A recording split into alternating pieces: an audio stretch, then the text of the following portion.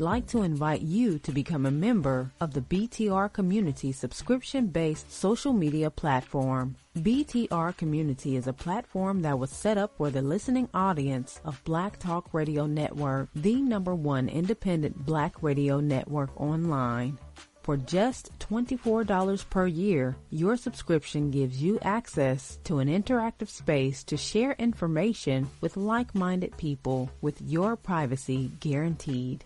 Your subscription will go a long way to help us maintain and improve our current media platforms. It will also help provide a budget so that we can begin the task of establishing localized media centers and radio stations across the United States. The best way to show your support and appreciation for what we do here at Black Talk Radio is to subscribe. Help us to help you be informed. Join btrcommunity.com today. The views and opinions expressed by callers, guests, and hosts do not necessarily reflect those of the Black Talk Radio Network and Black Talk Media Project. Black Talk Radio is new black media for the new millennium.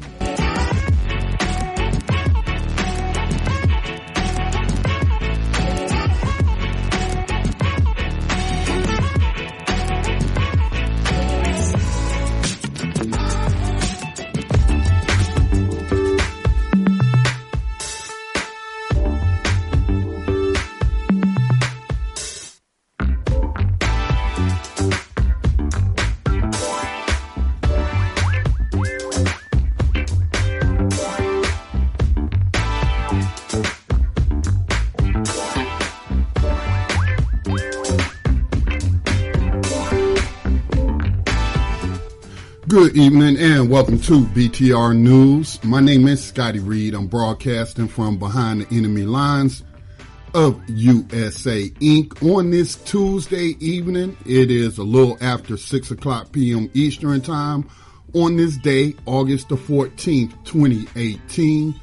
I hope that my voice finds you safe and sound as much as possible behind these enemy lines. But I tell you, some of the stuff I seen over the weekend, I tell you, man, I don't know if y'all saw that savage cop in Baltimore beating up that Baltimore resident. I mean, he left the man bloody, beaten and battered on the ground. I mean, it was just despicable. And so, you know, there are those who want to distract you from the slave catcher violence, and they want to always bring up, violence between civilians, which ain't got nothing to do with the issue.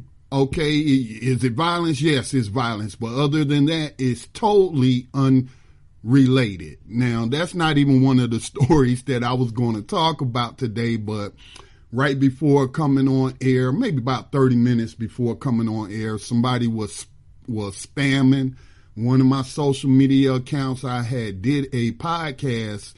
Was that over the weekend? Might have been Friday, might have been Saturday, but I published a podcast about the Baltimore resident being brutalized by the Baltimore cop. And here comes, you know, your butter biscuit eating black person to come and talk about, well, what about black on black crime? Ain't got nothing to do with it. And, you know, making these assumptions that black people aren't angry about the crimes that get committed in their neighborhoods, but what does one have to do with the other? And as I said to that person, you know, I don't see gang members driving around with logos on the side of their cars that say to serve and protect. As far as I know, logic tells me that gang members do not swear an oath to the U.S. Constitution or to the state constitution or anything of the sort. They don't go, you know, gang members have not pledged to do anything in their communities other than what they do. All right. But I do got a story I will share a little later when I get to what's in the news, where I was talking about something in relation to some crime in our community. For those that don't know, I had my fourth cousin, a 21-year-old young man, college student, along with one of his friends who was also a college student, were found murdered, shot to death sitting in, I don't know if it was his car or his friend's car. And we buried him yesterday. And so before this person came on my thread today to bring up black on black crime and say we're not outraged whenever a black person kills another black person in our community is nonsense. And I had just been talking about it in a previous podcast. So just cause y'all don't see it on mainstream media doesn't mean people aren't saddened or not frustrated or not trying to work on solutions to address that issue. But again, one issue has nothing to do with the other. So, but yeah, I'll talk about a good news story coming out of Chicago, which I had even asked a question last week on that podcast about why we don't see more work like the Black Panther Party was doing to get these street gangs, street families, as some call them, to stop warring with each other and to become civically minded towards their communities. You know, Black Panther Party engaged in that. The Illinois chapter of the Black Panther Party, you had Chairman Fred Hampton engaged in that sort of work before being murdered by the Chicago police. So I do have a good news story, at least on that front, to report coming out of Chicago. And hopefully it can be duplicated. It certainly is working in that area of Chicago. But my main topic today, which I always touch upon, the main topics at the top of the second hour, if I'm doing 2 hours, and I plan to do 2 hours today if I need the entire 2 hours. But today I want, as my main topic, I'm going to continue to speak out against those who enable the messengers of hate while claiming to be against the very things the messengers of hate advocate for against their targeted groups. I also want to discuss big social media and corporate dependency, because these people's excuses are, well, if they take Alex Jones down, they're going to come after Scotty Reid and Black Talk Radio Network on Facebook. Or if they get rid of his YouTube channel, they're going to come next and get rid of Black Talk Radio's YouTube channel. And you know what? That very may well be, as I've talked about in the last time I touched upon this subject, I have been banned for a couple of days by YouTube, also by Facebook. The last thing they did to me, they didn't ban me, but they removed one of my posts saying I was engaging in hate speech. So this gave me a thought that, you know what? These people that is so scared about being kicked off of Facebook, being kicked off of Twitter. Those are the two major platforms. There are others, but those are the two big ones. That's why I'm calling them big social media. And YouTube, I wouldn't call it social media, but it is certainly a corporate owned platform owned by Google. And so these people who are railing against big social media and corporations are showing their dependency on those platforms and not relying on self and not doing for self. Okay, I remember the days, y'all just don't know how long I've been on the internet. I've been on the internet maybe 5 years after it launched in the early 80s, 1990s and what have you.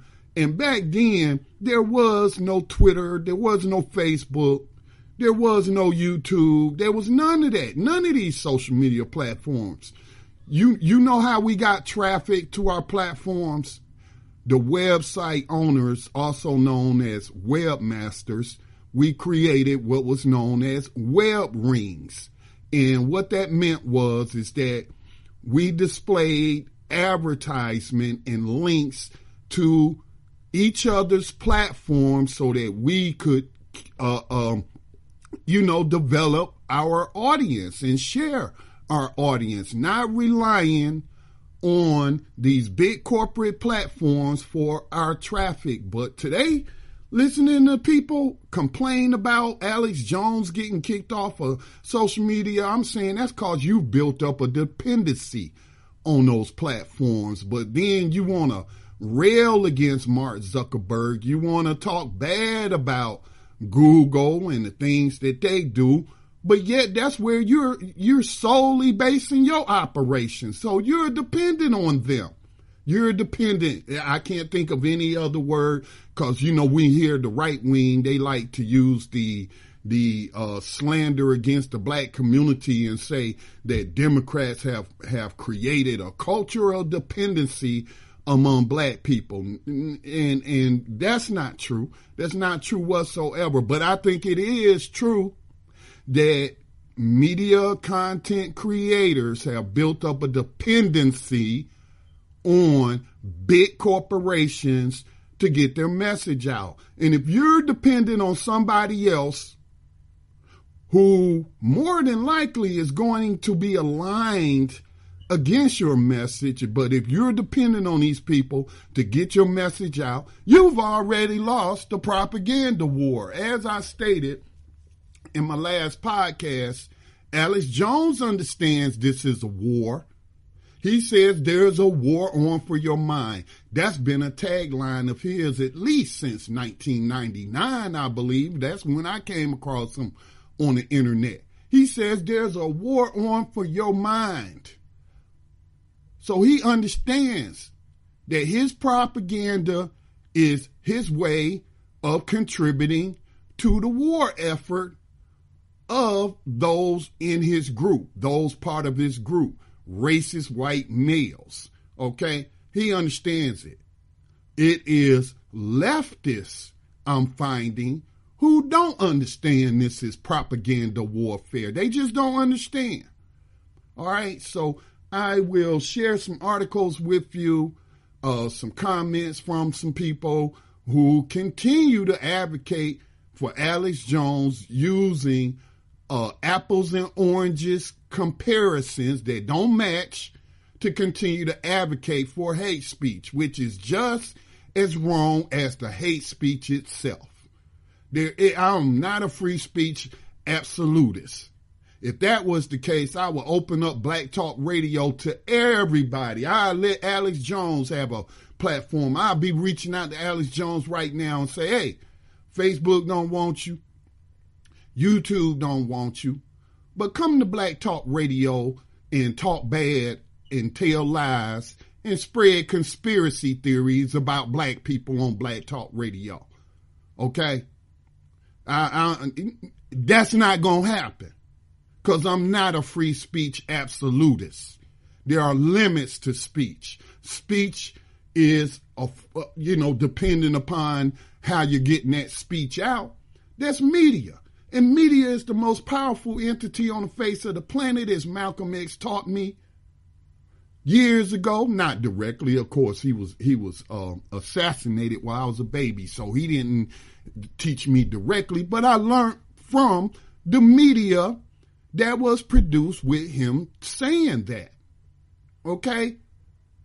So, I mean, it's just ridiculous and it's mind-boggling for people who claim to be our friends, advocating for a person like Alex Jones to spread his bio, to spread his hate. Okay? With friends like that, I don't need friends. I don't need you to be my friend. If you're going to tell me we must tolerate people like Alex Jones, we must tolerate hate speech. We must tolerate dehumanizing language. We got to let it all hang out. We got to tolerate it all. Hell no. I got more sense than that. Depends on what type of society you want to build.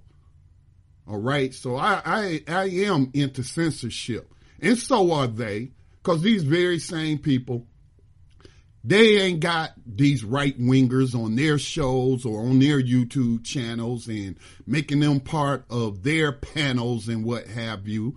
So they are being hypocrites. They censor people by not having those people on their programs. Okay? They may talk about those people, but they ain't giving those people a voice to spread their message on their platform. So they're hypocrites. They want to tell big social media corporations to do something that they ain't even willing to do. So it's confusion and it's hypocrisy. All right. Now, as I touched upon last week, I discussed the senseless violence in the black community and talked about solutions to get the street gangs to stop the violence towards one another in the communities they live in. And I am happy today to report a little good news on that front. So we're going to get it started and let that be our lead story as we go through what's in the news. But before I do that, let me give out the telephone number for those who may have a question or comment once we get into the program. You can give us a call at 704-802-5056. That's 704-802-5056. Hit star on your telephone keypad, and I'll see you on the board, and I will come to you. Please, by all means, watch your background noise for us, okay? Watch your background noise. But again, that phone number, 704-802-5056. I'll try to do a better job of keeping an eye on the chat room for those who are kind of shy. And, they will leave messages in the chat room. I'll try to do a better job in doing that. Oh, also some network news. In case you were wondering what happened to Tando Radio Show, which normally airs on Black Talk Radio Network at 6 o'clock p.m. Eastern Time in its time slot, Dave, the host of Tando Radio Show, has new business opportunities or new business obligations that is preventing him from continuing the program in this time slot. So there's going to be a new time slot. He's going to come on at 12 noon Eastern Time. No, that's not right. 11 a.m. Eastern Time, which will be 10 o'clock a.m. Central Time, which is his time zone. So it's going to become a morning program instead of an evening program. So in a way, I'm kind of glad it happened because it forced me to get back behind this mic. This is very depressing work that I'm engaged in, and I get depressed and I'm in need of taking breaks and what have you. And a lot of people would listen to the live broadcast, and I just was mentally unable to continue. And this kind of pushed me right back, behind this microphone. And, it's good to be back. I'm kind of caught up on some of the behind the scenes. Well, I'm never caught up. I'm not even going to lie to you. It's kind of hard to get caught up when you only got 2 volunteers and then you can't even pay, you don't have enough revenue coming in to even hire a staff to help you with everything. So I'm never caught up, but I'm caught up enough that I can start back doing these programs. All right. So just wanted to give you that network update. Tando Radio Show will start airing. I think his first show back will be Thursday at 10 a.m. Central Standard Time, which will be 11 a.m. Eastern Standard Time. So you Tando Radio Show listeners, of course, if you're not able to listen that early in the morning, the podcast will be available. And of course, we also upload our archives to the radio station when there's no live programming. Please continue to support and send in your financial contributions. I don't have any names in front of me. Not that I would give out their names publicly. I might just say a first name or what have you. But thank you to those who donated over the past week to the North Carolina-based nonprofit Black Talk Media Project. if we are to have true independence, if we're not going to be dependent on Facebook, if we're not going to be dependent on YouTube or any other corporate platform that might treat us adversely, then guess what? Then we have to build our own, we have to maintain our own, and we have to pay for it. We have to pay for it. I don't expect corporate media to support the type of media that is produced on Black Talk Radio Network. All right. So the only way that we can support it is each and every one of us who listen to it, who participate in it, and who support it is to send some financial support as well. Again, we are a nonprofit based here in North Carolina. That's Black Talk Media Project. And speaking of social media, big social media, we have btrcommunity.com. You can also get there by going to community.blacktalkradionetwork.com. Had a couple of new members join over the past few days. Welcome to those new members. No, it is not like Facebook, meaning that it is not free, meaning that there is a fee for you to join btrcommunity.com. It's just $24 a year. That breaks down to $2 a month. And when you look at how much it is costing you, like Dave has talked about in the past, on the so-called free social media platforms like Facebook, then there is no comparison, because we do not sell your email addresses to these marketers. You don't even have to share your real name. You don't even have to use your real name or a picture of yourself to be a part of btrcommunity.com. You can post what you want to post in complete anonymity. And when I say post what you want to post, I do mean within reason. Okay. We don't engage in dehumanizing other people.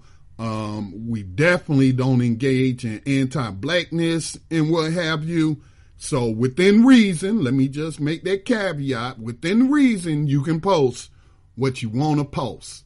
And it's just $24 a year, and we value you, and we will not betray you by turning over your information to some banking company as Facebook is, or trying to get information on you. No, we're not engaged in that. We don't work with the police. We don't work with the Central Intelligence Agency. We don't work with the FBI. We don't work with local police to try to spy on you and identify who you are and just provide ammunition to be used against you, even by prospective employers. No, we don't do that at btrcommunity.com, which is, again, managed by the North Carolina nonprofit Black Talk Media Project. All right, got all of that out the way. Very important information. Let me get into these news articles before we get to our main topic. I tell you, man, time goes by fast, man. It's already 24 minutes after 6. Wow, I just, am not used to being on air like that, because when I'm sitting behind the scenes and I'm engineering a program, time does not go by that fast. But we're almost at the half-hour mark, so let me jump into some of these stories so I can get to them all. This is a story that's coming to you from ebony.com. Hat tip to Max Parthis. He shared this on his Twitter account. He might have shared it on some of the other social media accounts. And I saw it today, and I was like, this is a great story. Let me share this story. And it was published yesterday. It was written by Teddy Grant for ebony.com. It says, rival Chicago gangs join forces to build playground for children. Now, it does. Let's see if we can get this video report to play. It's probably going to load up an ad first, because, that's how these platforms pay for everything. So I will let that ad go. But two rival gangs in Chicago have come together to build this platform for children and marking 8 months without neighborhood violence in that area of Chicago. Maybe see if this has any... Okay, that's one of those videos where it has text and they're not interviewing anyone. So let me read the article. This was also reported by CBS Chicago, but it came out on ebony.com yesterday. Thank you, Max, again for sharing this story, because I was just talking about this when I was addressing the violence that we saw over that weekend in Chicago, the violence that is happening in Charlotte, North Carolina. And I was like just not reminiscing because I wasn't alive back then, or I was just a baby back then. But, I just started remembering from my studies of the Black Panther Party and everything that they were doing for the community, in addition to, protecting us, trying to protect us from police slave catcher violence, but they also had the survival programs, which were food pantries, medical clinics. They had student services, reading and all of that good stuff. But in addition to that, they worked with street gangs to get the street gangs to stop being a plague on the community and to see themselves as part of the community. I was just talking about that last week, and here it is. 2 rival gangs in Chicago have come together to build a playground for children to mark 8 months without neighborhood violence, CBS Chicago reports. The gangs, which were not named but are part of the North Pullman neighborhood in Chicago, reached a ceasefire in October when they realized that they were tired of the violence plaguing their community, per the report. It's peace going on now, said Sherman Skurlock, a gang member who agreed to be interviewed by CBS. They really could play. They don't need to worry about anything. He's talking about the children playing in this playground that they built. Chicago Police Detective Vivian Williams, who helped broker the peace deal between the 2 gangs and called the past violence senseless, connected the groups to the anti-gun violence organization Chicago CRED. And so, let me stop right there. As I've said in the past, there are organizations, there are grassroots community groups who have been addressing the violence for as long as I can remember.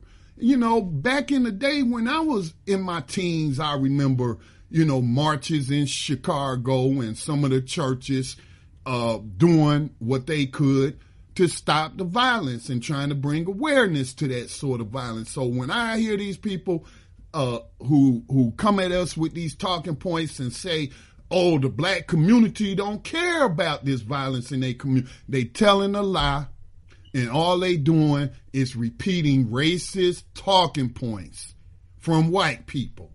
Okay, that's all they're doing. Or, you got some black conservatives out there saying the same thing, but it originated with racist white folks as a way to take a focus off the slave catcher violence.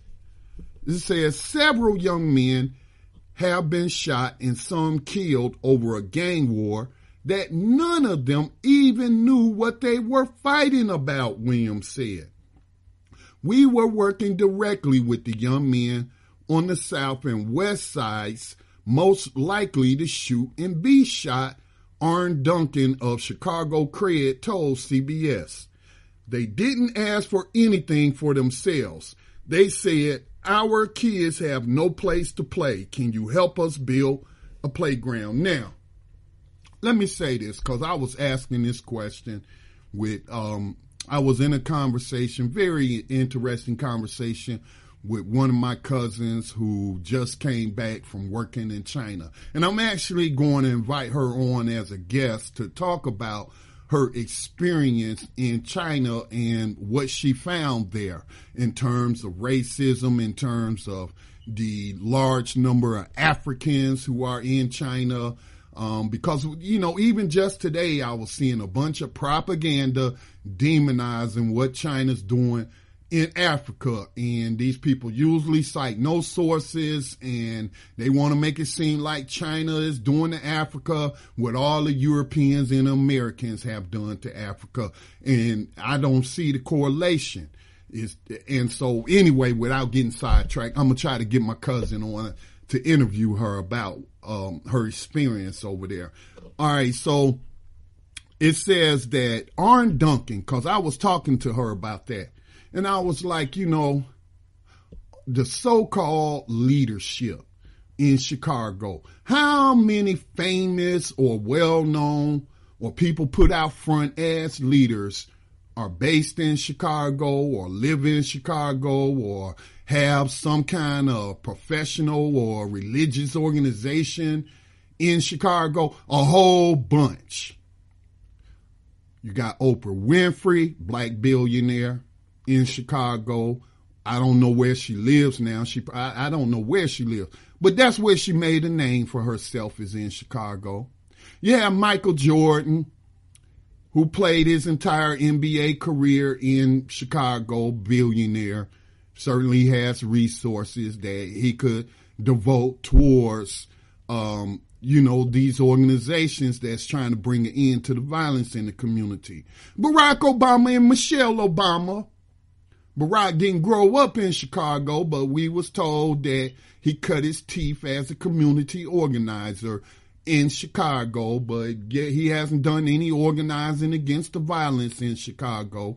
None that I have heard about or read about or seen. So, we got to name the Obamas and what have you, who are being criticized for that Obama library, saying it's gentrifying the black community and what have you.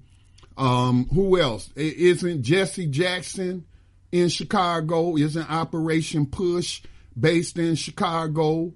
Certainly haven't seen them out there in them streets. And if they have been, then please correct me if I'm wrong, because I realize that everything doesn't make the news. Everything doesn't get publicized. So it could be Barack Obama, Michelle Obama, Michael Jordan, Miss Winfrey, Louis Farrakhan. And then remember, Louis Farrakhan had the what was it? I forgot the name of that last march in Washington, D.C., and he talked about we gonna bring up 10,000 warriors to stand between black people in the community and violence in the community.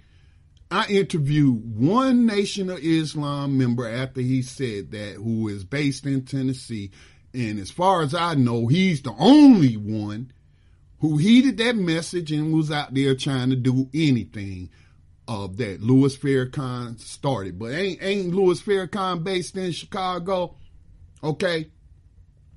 So I'm not trying to pick on one person, because there's a bunch of people. There's a bunch of people based in Chicago or have roots in Chicago who ain't doing nothing in Chicago. And now you got former Obama administration Arn Duncan. He was the Minister of Education, even though that wasn't his title. Education is Secretary of Education in the Obama administration. Arn Duncan, a white man who's running this organization, who set up this truce or helped facilitate this truce between these gang members in that part of Chicago, and have gone 8 months without violence. And the gang members asked them to, hey, build this playground for these children.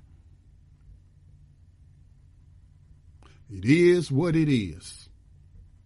It says that the gang member Skullark is appreciative of the peace between the two gangs and is glad that they can come together to help the children. You get to hang out, sit on the porch, and not have to feel somebody's going to jump out of the car and start shooting, Skurlock said. The kids can have somewhere to play peacefully, and both sides can come and enjoy themselves. That's some good work right there. That's a great story. We need more of these stories. And as I was, putting this story out earlier today through social media, I was saying, let me put it in this context. When I sued a company for an injury that I suffered on a job, I had an attorney and they had an attorney. And we were trying to reach a settlement on how much I was going to get for my injury or if I was going to get anything at all. Well, here in the state of North Carolina, before you can go to court, it goes to arbitration, right? So what an arbitrator does, he goes back and forth between the two groups and try to bring the two groups to a resolution. Is that something that might work for bringing a solution to resolving disputes between gangs? Can we set up an arbitration committee for gangs in our community? I don't know exactly, because it's not sharing the details, very short story. It's not sharing the details of what this Chicago group did, but it's working. And again, they aren't even the first to do it. The Black Panther Party was the first to implement such a solution. I mean, they even had gang members helping people register to vote, looking out for the elderly, helping the elderly in the community, teaching these street gangs how to be civically minded and be an asset to the community instead of a problem. So it's been done before, and it can be done again. So that's a good news story that I had to share with you all. Good job. And I hope that they continue to, work together. These two gangs I'm talking about, I hope they continue to work together to make their community, that neighborhood in Chicago where they live, to be violence free, and work together to get things in the community, infrastructure in the community for our youth. That's a great story. Great story. Bet you they won't feature it on Fox News, will they? Omarosa. Let me talk about Omarosa. Lots of people got lots of things to say about Omarosa. I even had something to say last week on my podcast when I said, I really don't know what to think. I don't know what to make of her book. I don't know if she knew Trump was a racist and heard him use the N-word in her presence and she didn't care and she just wanted to make some money. So that's why she joined his administration. I said, I don't know. But over the weekend, I've been seeing all the mainstream media trash Omarosa and talk junk about her credibility, even though she got tapes. I'm glad she made the tapes. And I said today on social media, I wonder if Omarosa was playing the spook who sat by the door the entire time. Because if you're undercover, then you got to have a good cover, right? Nobody's going to know what you're doing. But she apparently was making these tapes the entire time she was recording these people. And I would say, and I even on CNN, I saw a clip of them talking about her on YouTube, questioning her credibility. Don't matter. And even though she got tapes backing up what she's saying, but they questioning her credibility. And like I said, CNN ain't credible. Okay? They gave you nonstop coverage of Donald Trump's campaign, even when it was nothing to show but an empty podium. That's what CNN was doing. And their CEO admitted that they did that because Trump was driving ratings up and they was making a lot of money. So how credible are they? Who are they to point fingers at Omarosa and try to, make it seem like, oh, nobody should buy her book. I didn't hear them saying that about Hillary Clinton. I'm going to call it racism. Nobody said anything about Hillary Clinton not being credible, and nobody should buy her book or trust anything she has to say about what happened. So I'm going to call racism on it. That's what I'm going to call it. That's what it appears to be. I may be wrong, but that's what it looks like. But they coming out hard against Omarosa and questioning her credibility, even though they supposed to be part of the so-called resistance to Trump. They should be welcoming this information in these tapes from Omarosa, who did not break the law as long as she was in the room when the conversation was being had. Okay?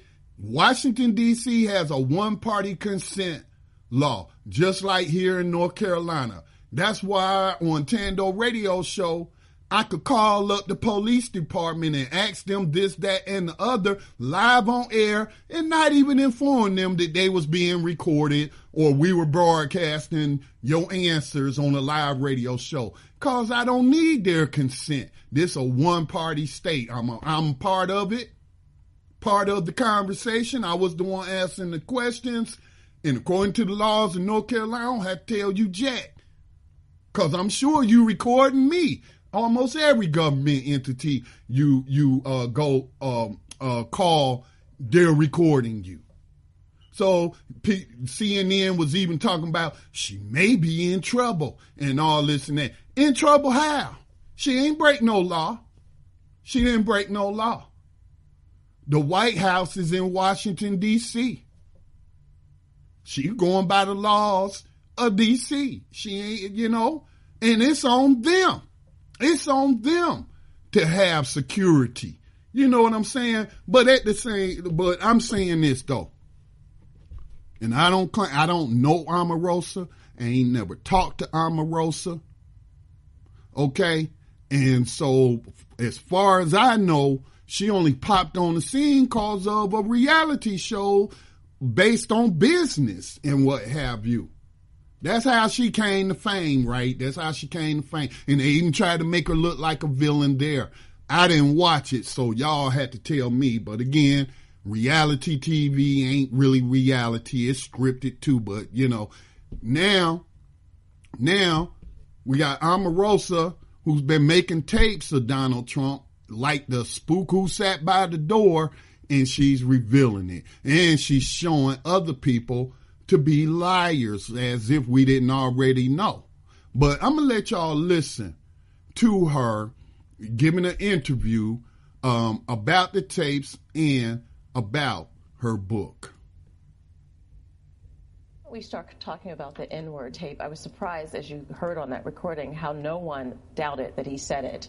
And in fact, they had worked to try to suppress this tape for so long.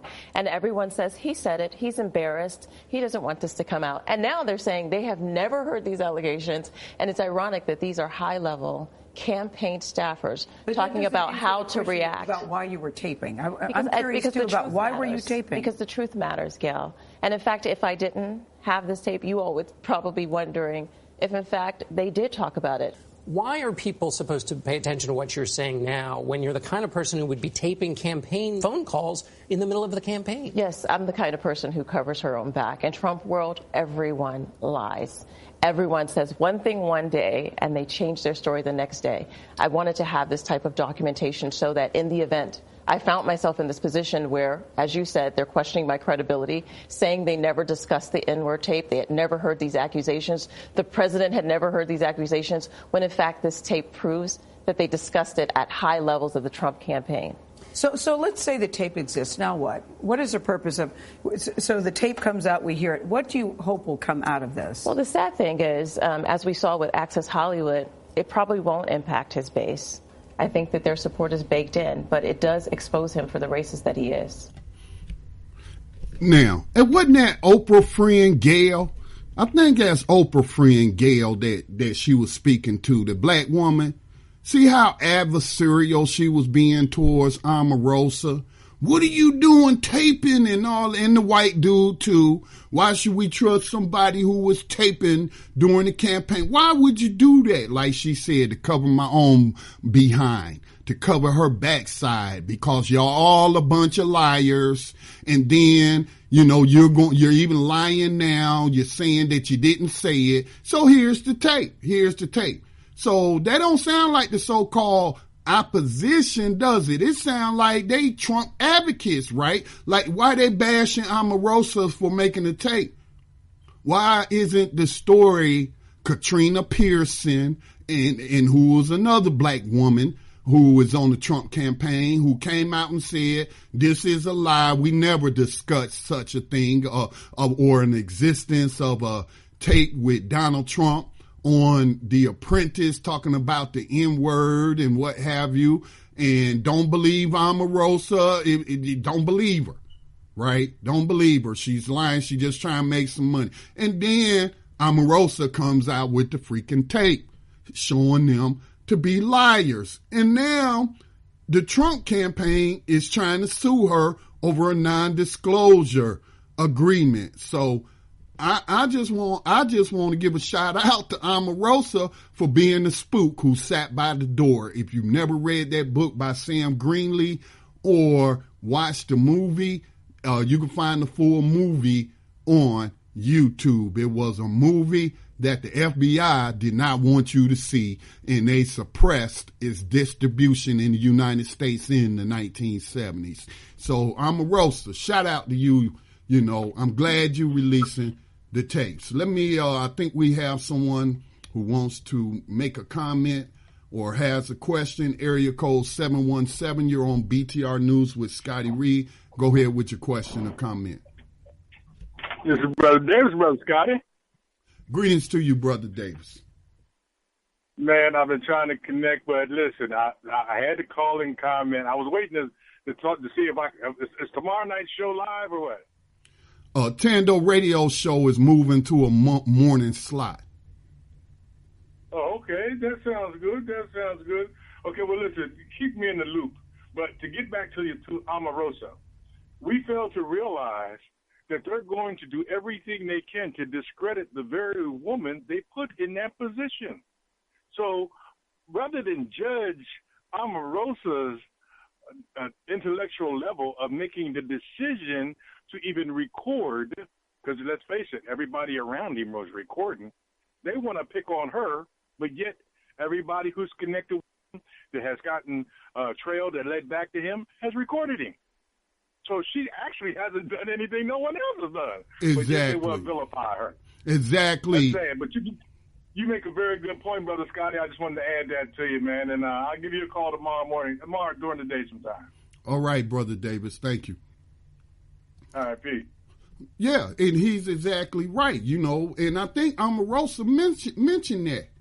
Nobody was going after Access Hollywood or whatever that outlet was that recorded Donald Trump talking about, I can grab women by their private parts if you're a celebrity and they'll let you, and all of that. They came out during the campaign. Nobody said nothing back. Well, of course, the conservatives and Trump defenders was mad about it, but you didn't have these so-called supposed to be objective journalists who we just heard grilling Omarosa. They wasn't saying nothing. No, they were spreading the story, wasn't they? They were spreading the story. Oh, listen to Donald Trump. He doesn't like women. He said he's a serial sexual assaulter. He grabs women by their you-know-whats, by their private parts, by their vaginas, and what have you. But now here's Omarosa saying, hey,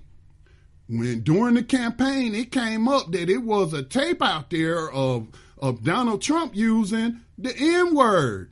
And these people was talking about, how do we spin it if the tape comes out? How do we spin this? How do we suppress it? Because we know Donald Trump had his lawyer pay Stormy Daniels, a porn star he slept with, I think they said $100,000 to keep her mouth shut. So that's what they were discussing. But now when Omarosa tells it, that Donald Trump, there's a tape out there of him using the N-word, and the campaign knew about it.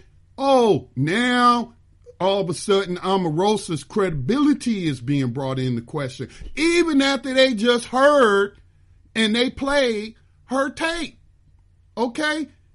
They wasn't asking her questions about Donald Trump's character or the people's character on the tape. They wasn't talking about the ethics of covering up racism by a major political candidate. No, they grilling Omarosa. Why you do that, Omarosa? What kind of person are you that you will record people on the campaign? Man, get the heck out of here. I ain't falling for it. Shout out to Omarosa for playing the spook who sat by the door and exposing it. And I hope she got something even more powerful that she's going to come out with later. All right. Now, let me get to these next couple of stories that I want to get to at the top of the hour. We will take a station identification break and a music break, and then we'll get to my main topic about these free speech absolutists who thinks that people have a right to say any and everything they want to under the guise of freedom of speech. They are advocating for hate speech. And advocacy for hate speech is just as wrong as the hate speech itself. And let's stop acting like words don't have power. Let's not act like this media propaganda has not led to some of the worst crimes against humanity. First comes the hate speech, then comes the hate crime. And that's my main topic, because I am bewildered by these so-called leftists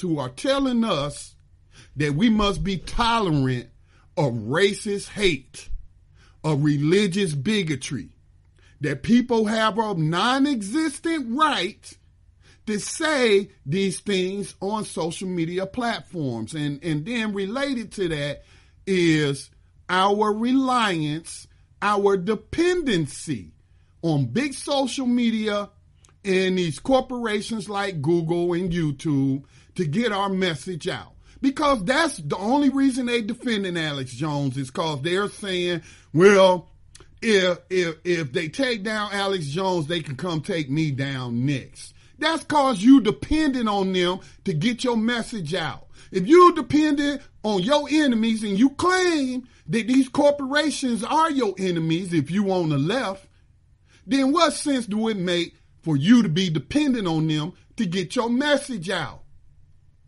That's just crazy. It's illogical.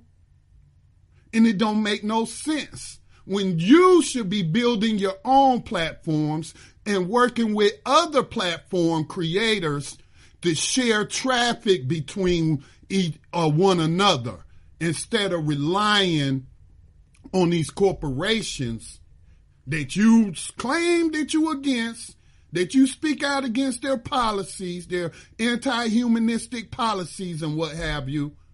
But you're depending on them to get your message out. You've already lost the war, and so you might well just shut it down right now. Just shut it down. Because you're telling me you don't have a voice unless they allow you to have a voice. So you've lost already. Just shut your stuff down. And I'm also saying, if you call yourself a friend and you're advocating for hate speech, you are no friend of mine. What kind of friend would be telling me that another person has a right to call me a nigger, to call me a sand nigger, or to suggest that I don't deserve to breathe, or anything targeting me? Remember, they said Dylan Roof was radicalized to kill those 9 people in that church by what? What was he radicalized by? By media. By media. So, a couple more stories before, and if I have to go a little bit over, I will. Give me just a second. But I do have some other stories I think are very important. This next story has to do with technology. In a world first, 2 cars powered by hydrogen derived from ammonia, and I'm talking liquid ammonia, have hit the road in Queensland, Australia. And industry leaders say the breakthrough by the CSIRO, this is a government-funded research organization, scientific research organization. So again, those people that always got something bad to say about socialism and all this and that, and the private industry is the reason we have all capitalism, is the reason we have all this innovation, and that's bull crap, man. I mean, a lot of the technology that we enjoy in the United States came out of NASA. Right? Government agency, right? That created Tang and Velcro and other stuff. Well, same here in Australia. A federal agency came up with this breakthrough for the first ever hydrogen powered car derived from ammonia. All right. And they're saying Australia could become a renewable energy superpower because of the game-changing technology will allow the carbon-free fuel to be shipped safely anywhere in the world. So let's play this clip.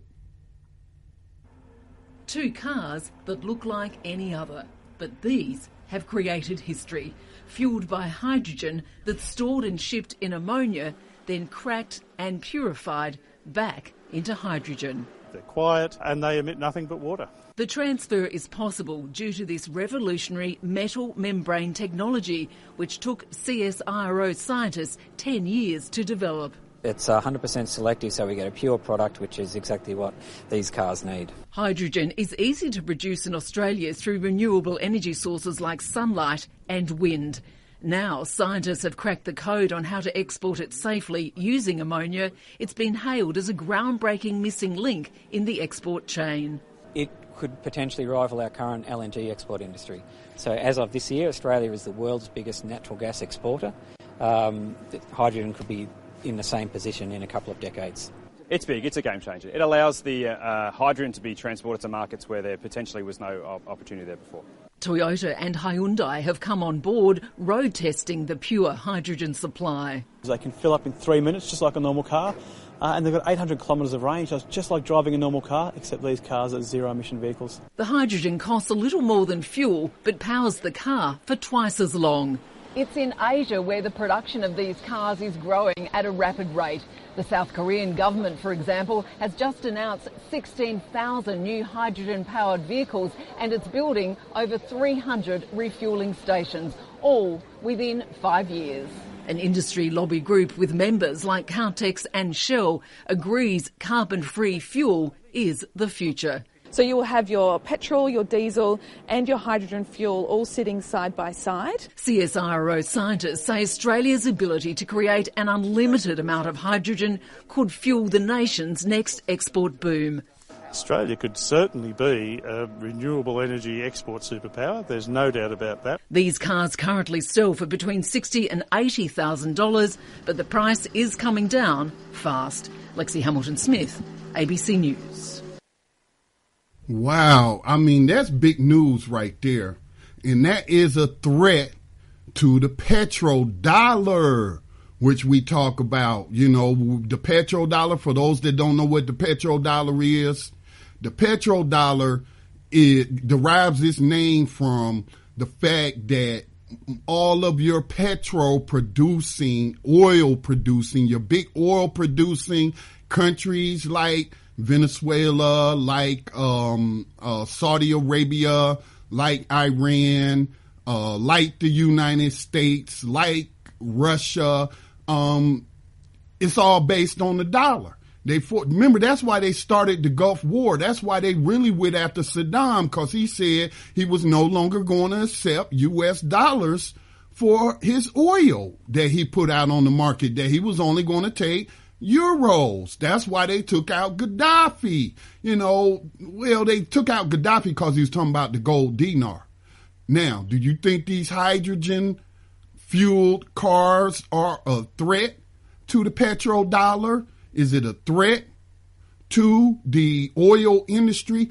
Absolutely, because ammonia has hydrogen in it, along with some other gases. Ammonia is produced naturally. Do you know you can derive ammonia from urine? Okay? Could you imagine that? Okay? All of your fuel is derived from a human or animal waste product, urine. Okay, you've ever been, I don't know if people have ever, and it's sad if you have, but I have been in a couple of old folks' homes with to visit somebody, and then you'll pass a room and it has a very strong ammonia smell like pee. That's the ammonia. When you say something smell like pee, that's the ammonia that you smelling, that pee produces, which you can derive hydrogen from. This is a game changer. This is a game changer. And I'm surprised. I'm not really surprised because Australia is a quote unquote white dominated nation. These are white people. If this had been any other group of people or another non-white nation, I don't know. They might have sabotaged these people. They might have sabotaged them and prevented this. But this technology obviously is patent. So that means if it's got a patent, that these other motor companies can get the license to produce these sort of vehicles. Okay? This is a game changer. This is truly great news. And whether you believe in global warming or not, you have to agree it's better to have zero emissions of carbon into the atmosphere than to have carbon monoxide spewed into the atmosphere. Like the guy said, the scientist said, the waste product, the byproduct from this process is H2O, water. Okay? This is a game changer right here. Wow. That's some good news to report. Let me see. A couple of more stories before I take a station identification break, and then we come back. I'll get into the main story. I published a video on blacktalkradionetwork.com about Debbie Africa, who is the first member of the Move 9 to be freed after nearly 40 years behind bars. There was the anniversary of the bombing of the Move family compound in Philadelphia that killed a lot of people.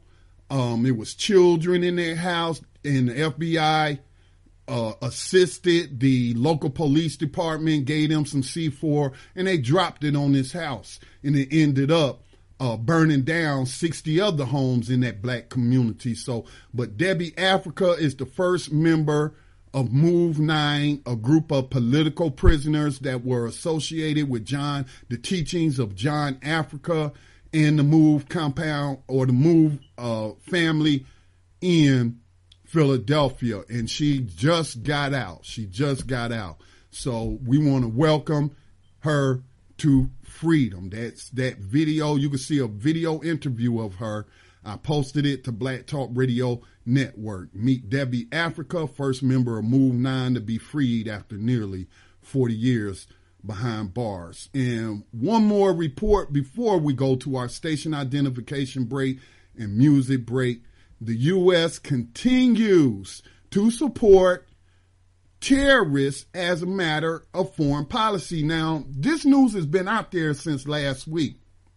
I have not seen CNN, MSNBC, Fox News. Just because I didn't see it doesn't mean they didn't do it. So if y'all saw something that I didn't see, then, you saw something I didn't see. So I'm just going off of what I saw. And, I'm a news junkie. I follow all the big media outlets to see what kind of propaganda they putting out. So y'all may have heard about those 40 school children in that school bus, big yellow school bus that was bombed by the Saudis, by the House of Saud. Y'all know it as Saudi Arabia, one of the United States' biggest ally, which they used to sabotage the Venezuela economy starting in 2014 by increasing the production of oil so that the oil prices would go so low and it would hurt Venezuela, since that's how Venezuela was paying for its quote-unquote socialist programs for poor people, was from their oil revenue. Well, yeah, this Saudi Arabia using American bombs killed 40 people in the United States. In Yemen. And not only did they do that, but the U.S. government is working along with the Saudi government with Al-Qaeda in Yemen. Check out this report from Democracy Now! I want to turn to an explosive new Associated Press investigation that found the U.S.-backed Saudi-led coalition there has repeatedly cut secret deals with al-Qaeda in Yemen, even paying its fighters to retreat from towns or join the coalition. The AP investigation accuses the United States of being essentially aligned with al-Qaeda in the fight against Yemen's Houthi rebels, despite claiming to be fighting al-Qaeda in the region. For more, we're joined in Cairo, Egypt, by Maggie Michel, one of the 3 reporters for the Associated Press who broke this story, headlined U.S. allies spin deals with al-Qaeda in war on rebels. Explain what you found, Maggie. We worked on examining the Emirati campaign against terrorism in southern Yemen repeatedly over the past years since 2016.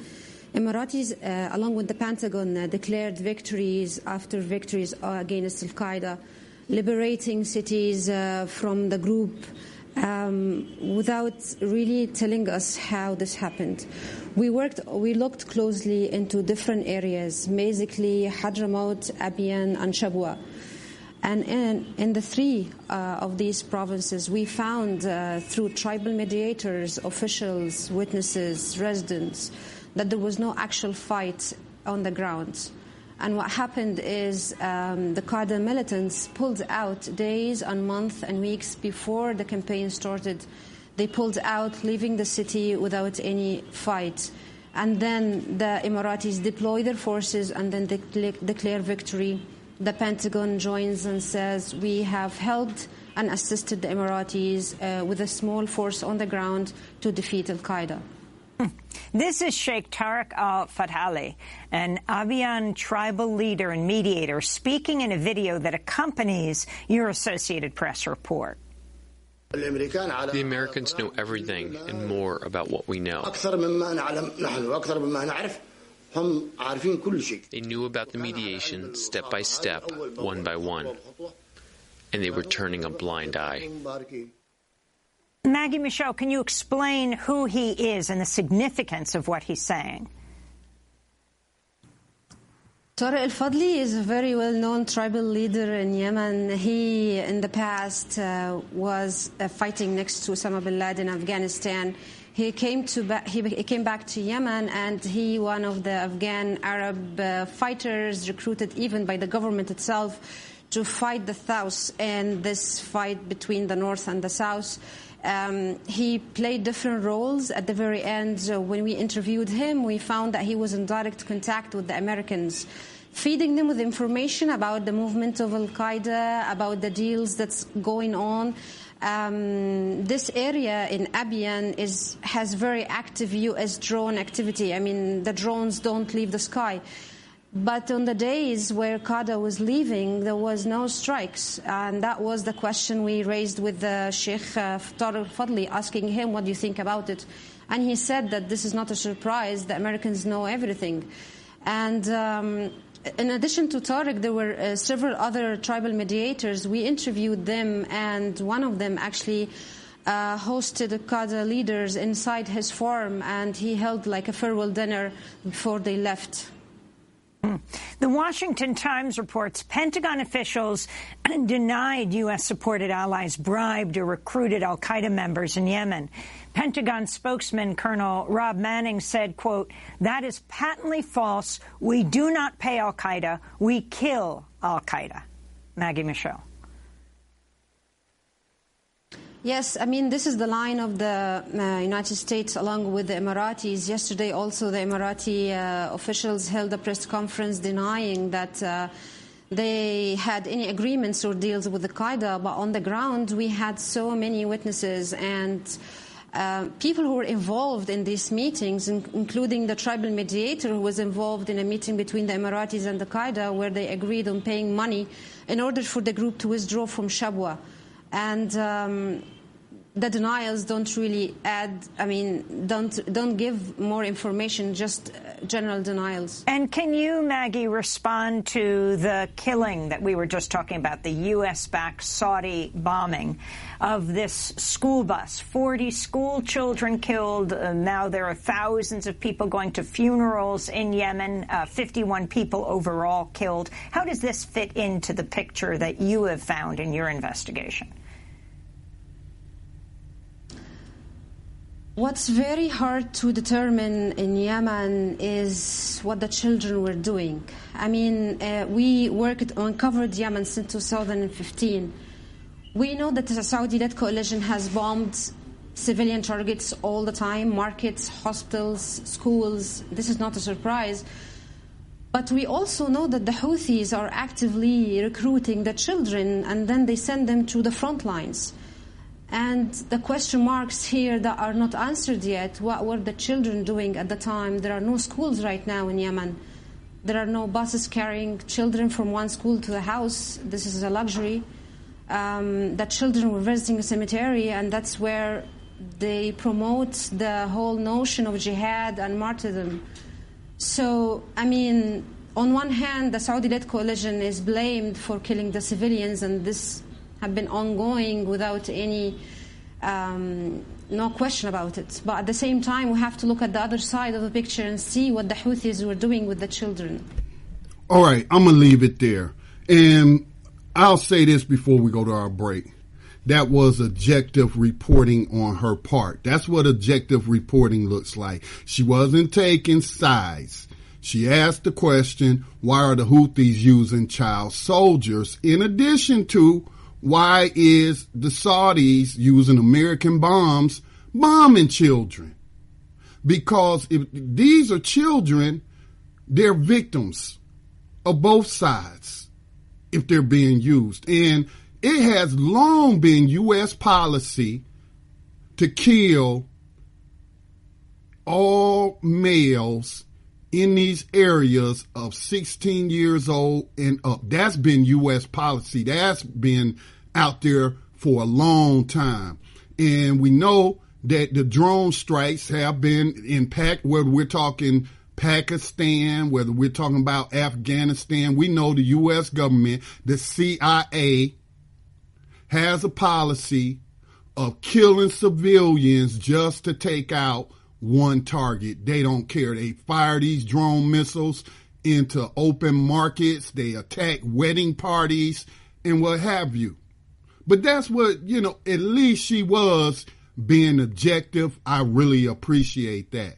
But then on the other side, though, if I'm being exterminated by a more powerful group, then it's all hands on deck. Okay? It's all hands on deck. I'll leave it at that. But she was being objective in her reporting, and we don't have enough of that. All right. So I'm going to take a station identification break and play a music track. And when we come back, I want to get into my main topic of why are leftists like Jimmy Dore continuing to advocate for people like Alex Jones's supposed right, because he don't have no right on these platforms to spew hate. Nobody has that right. Okay? But why are they advocating for his so-called right to spread racism, religious bigotry, and xenophobia. I'm telling you, with friends like these, who in the hell needs enemies, okay? Is this why they came up with the term frenemy or something? Because that's what they're acting like. I'm telling you, anybody who advocates for my enemy to be able to attack me in any manner is no friend of mine. You're listening to Black Talk Radio News on the Black Talk Radio Network. This program, BTR News, does have a regular live schedule now. We are on Mondays, Tuesdays, Thursdays, and Fridays at 6 o'clock p.m. Eastern Time. The only reason I'm not doing Wednesday nights is because that's the night that I do New Abolitionist Radio with my abolitionist comrade, Max Partis. We'll be back on the other side.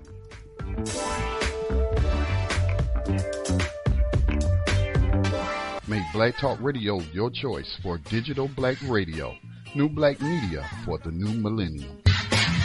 And welcome back to Black Talk Radio News. Scotty Reid in on this broadcast from behind the enemy lines of USA Inc. And I do see we have another caller on the board.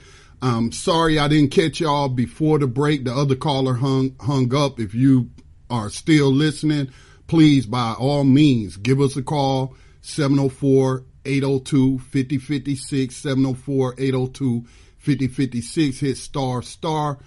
That will show me on the board that you have something to contribute or something to ask, and I will come to you. Just watch your background noise. We do got a caller from the 646 area code, 646. You have unmuted yourself. Welcome in to BTR News. What's on your mind? Peace, brother Scotty. This is Tag, and definitely no apologies needed on that. Was just trying to figure out when you were looking to open up the call line. Yeah, greetings to you, my abolitionist comrade. What's up? What did you want to comment on, Tag? Well, as you might imagine, the abolition essentially, and particularly around the question that you raised earlier on in the call, which I greatly appreciate this article that Brother Max shared with you and that you shared, because it speaks to this other side, of the overall conversation around street families, particularly around Chicago, that's been going on. And to be fully transparent about it, I found it quite troubling to hear and see heads from our own communities that I respect greatly, taking this issue in certain lights that, from my perspective, don't take into account all of the various factors involved and the overarching history that brings street families, to us, that, have sustained that question overall. And as you pointed out, the kinds of positive developments that get no kind of, corporate state media coverage because it's not in alignment with their, quote unquote master narrative, which is totally in support of the state sanctioned narrative of street families as violent, terroristic, problematic, and, readily enslavable, etc.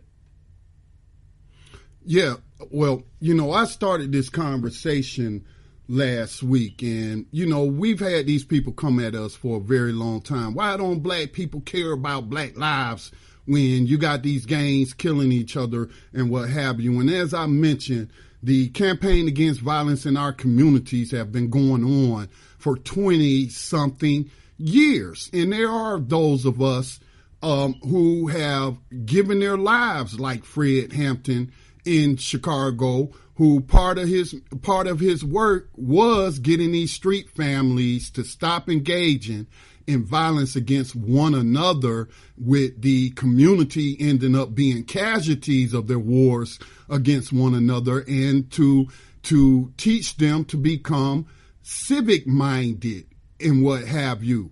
And so, that's where I'm coming from it. I don't want to make excuses. I've been in a gang. All right. I've been around people who had no problem engaging in senseless violence without any kind of aim other than to just cause another casualty in our community.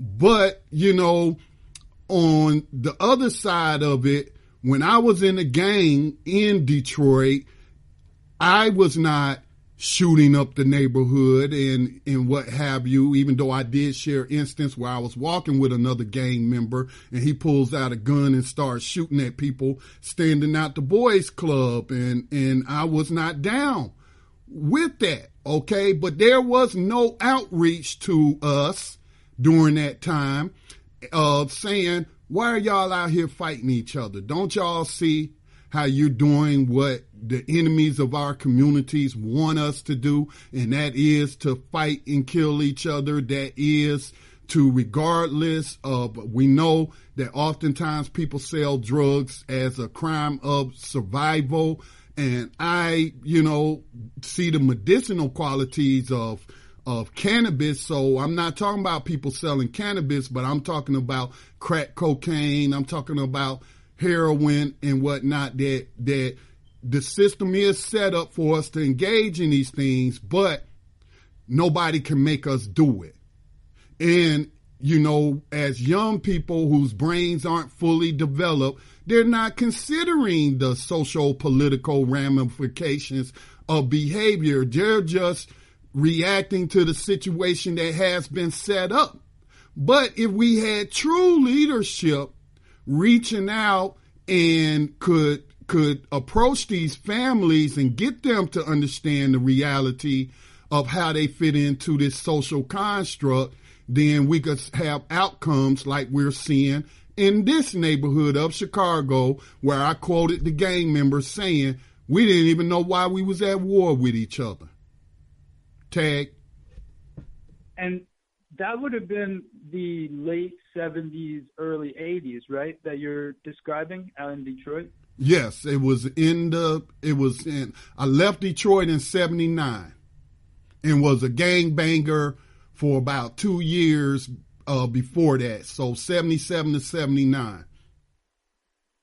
So exactly to your point, what's the context that we're talking about? We're talking about in the wake of the utter destruction of what's termed the Black Liberation Movement. Right. And all of the co-optation that occurred behind that, and the total diversion of all of that energy. You mentioned Fred Hampton, prime example, one of our stellar examples as far as organizing, as far as connecting with the people, as far as, his oratory. Another example that we could point toward on the West Coast would be one Bunchy Carter, right? And he was coming out of the street family and leadership and became a leader within the Black Panther Party. And what happened?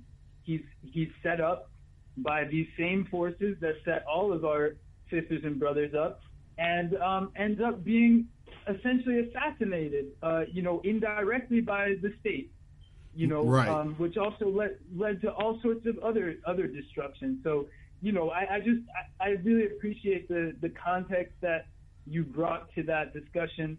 I truly believe in the ability of text to help solidify certain questions like these, and so I would definitely recommend the book called Twilight by a sister by the name of Anna DeVere Smith, and it's the text form of a one-woman play that she did around the 92 rebellion that occurred, and it's essentially her, after a great deal of research and oral histories, playing the roles of various individuals who participated or were affected by those uprisings that occurred in California, the rebellion that occurred out there in 92. And she does a phenomenal job of making sure that all of the different voices are heard. And one of those voices, I can't recall his last name, or his first name, but his last name was Bay, and he was in a leadership position in a street family, and said very clearly that there were plans that were enacted around a truce, and those plans were completely subverted by the local slave patrollers out there in LA. And this is what happens time and time again. And it's the part of the conversation that the state corporate marriage of propaganda is never going to point toward, because there's no profit in it for them. But I could say from where I am out here in New York that there are certainly developments from that standpoint, and have been for as long as I can remember, and as recently as I can point toward, where heads coming out of street families, involved in street family activity, are making sure to organize in such a way as to support the community in totally positive ways that it just doesn't get out there. You know, what they want is, what's the term? If it bleeds, it leads, right? That's all that they want. Right. And that's why we have set up Black Talk Radio Network, so that we can be the media that we want to see. So I want to thank you for that, Tag. Also comes to mind Tookie Williams, the founder of the Crips, which was set up originally by Tookie Williams as a civic-minded street family. And Tookie Williams, of course, was executed on a wrongful conviction by the state of California. Somebody earlier I saw made the comment about Tupac Shakur working with street families to stop the violence and to get them to become assets to the community. Y'all can check out John Potash's book, The FBI War. The FBI War against Tupac Shakur and Leftists is the way I remember that title, but just the FBI War against Tupac Shakur should come up if you Google that along with John Potash's name. And there was someone else that comes to mind, but I can't remember them right now. So, but Tag hit it on the nail. When you destroy the Black Panther Party, when you destroy other liberation-minded organizations and set them up, assassinated them, threw them in prison, we just got Debbie Africa out of prison, then you knew what you were doing. You didn't want any stabilizing forces for good in the community. We do have another caller from the same area. And if I need to go a little over to cover my main topic, which I don't need a whole lot of time, I just want to share a couple of articles and ideas with you. But certainly y'all can chime back in, 704-802-5056. We do have Brother Ross on the line. What's going on with you, Ross? Thank you for calling in to BTR News. What topic did you want to make a comment on? Peace, Brother Scotty. Peace to Tag too. Brilliant addition to the conversation. And I wanted to speak on exactly what Tag did. He actually said something that I was going to say in regards to how the local law enforcement destroyed the peace treaty on the West Coast, and how they did it was they basically arrested different gang members from rival sets. Ross. I forgot to add this. This is what I couldn't remember. That there was an activist working in LA that said that them undercover cops would steal cars from one gang and then do a drive-by on the other gang to make them think that, you know, that their rivals just killed one of them and it was police.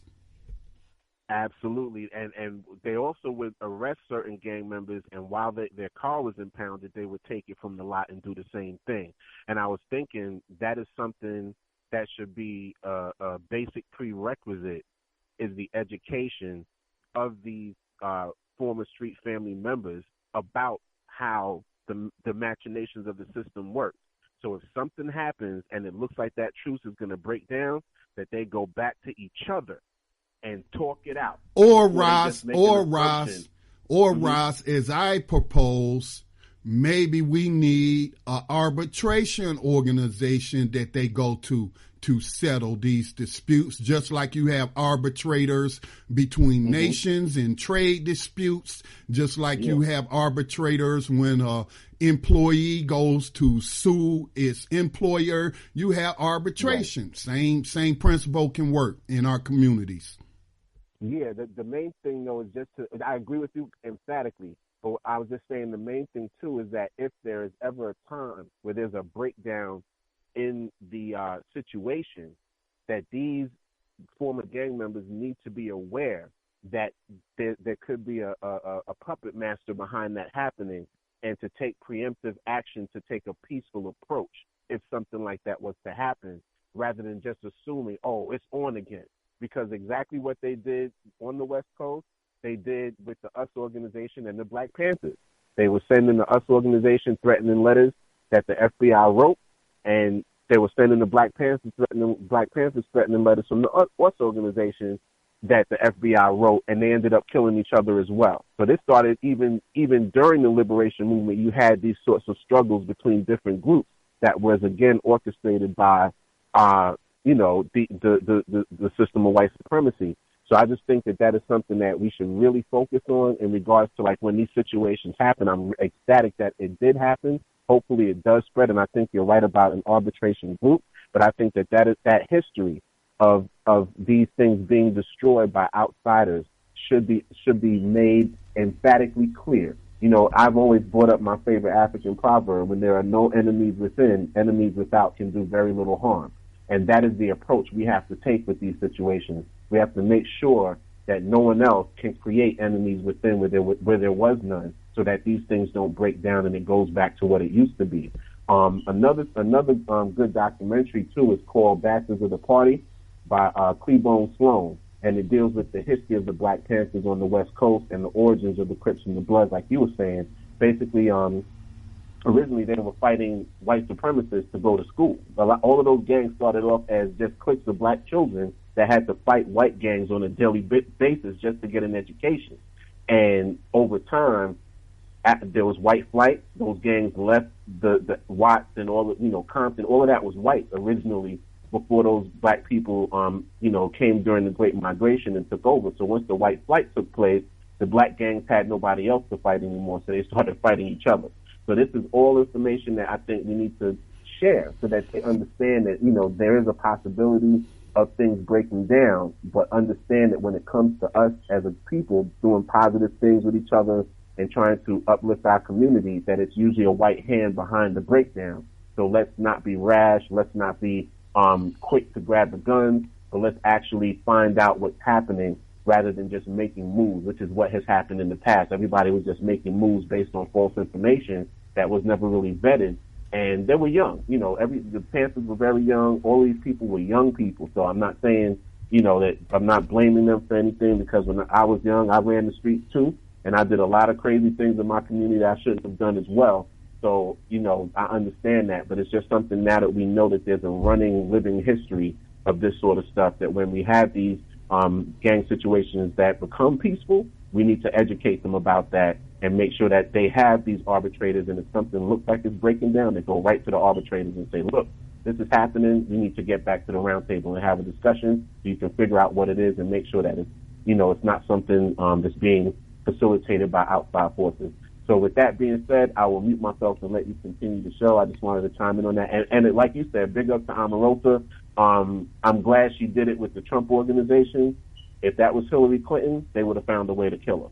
They would have found a way to kill her, and that would have just been that. They'd have found them tapes, and that would have been that.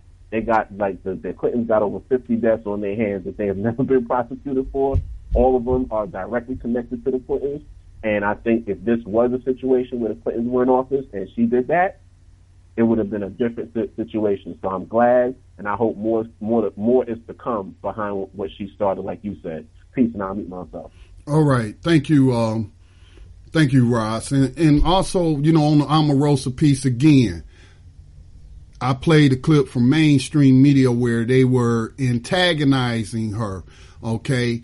They didn't do Hillary Clinton like that when she came out with her non-credible book. They wasn't questioning her credibility. And I think this has to do with racism. I could be wrong, but I think Omarosa is the wrong skin color, because I don't see why a media outlet that pretends that it's appalled at the things that the Trump administration and Trump himself does and says will be so antagonistic towards Omarosa. I think it has to do with her skin color. Tag, you wanted to chime back in? Tag, you there? Oh, I'm sorry. Yeah. Okay. All right. Pardon that delay. I just needed to unmute, but a couple of things, because I greatly appreciate what Brother Raj just outlined, and I wanted to just kind of underline the Bastards of the Party work. Totally agreed that that's an important documentary, as well as the John Potash work that you pointed toward. That's one of the most important books, I would say, that I've read in recent years for so many reasons.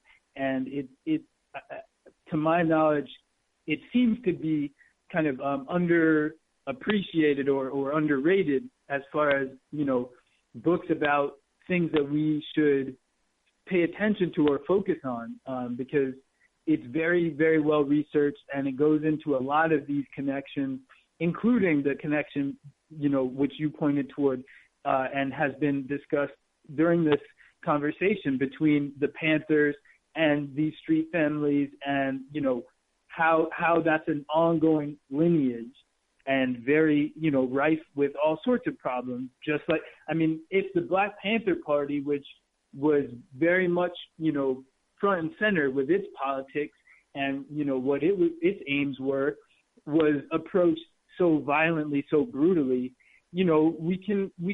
It's only logical that less sophisticated organizational structures, you could say, although, in some instances they're comparable. I've spoken to elders who I greatly respect, who have pointed toward the viability of some of the organizational structures of these street families out here, even compared to, some of the more overtly political organizations. So, it's important history to defend and not to allow to just be run through the mud as if this is just nothing but gratuitous violence. It certainly isn't. But I just wanted to, you mentioned the arbitration question, and I think that's extremely important.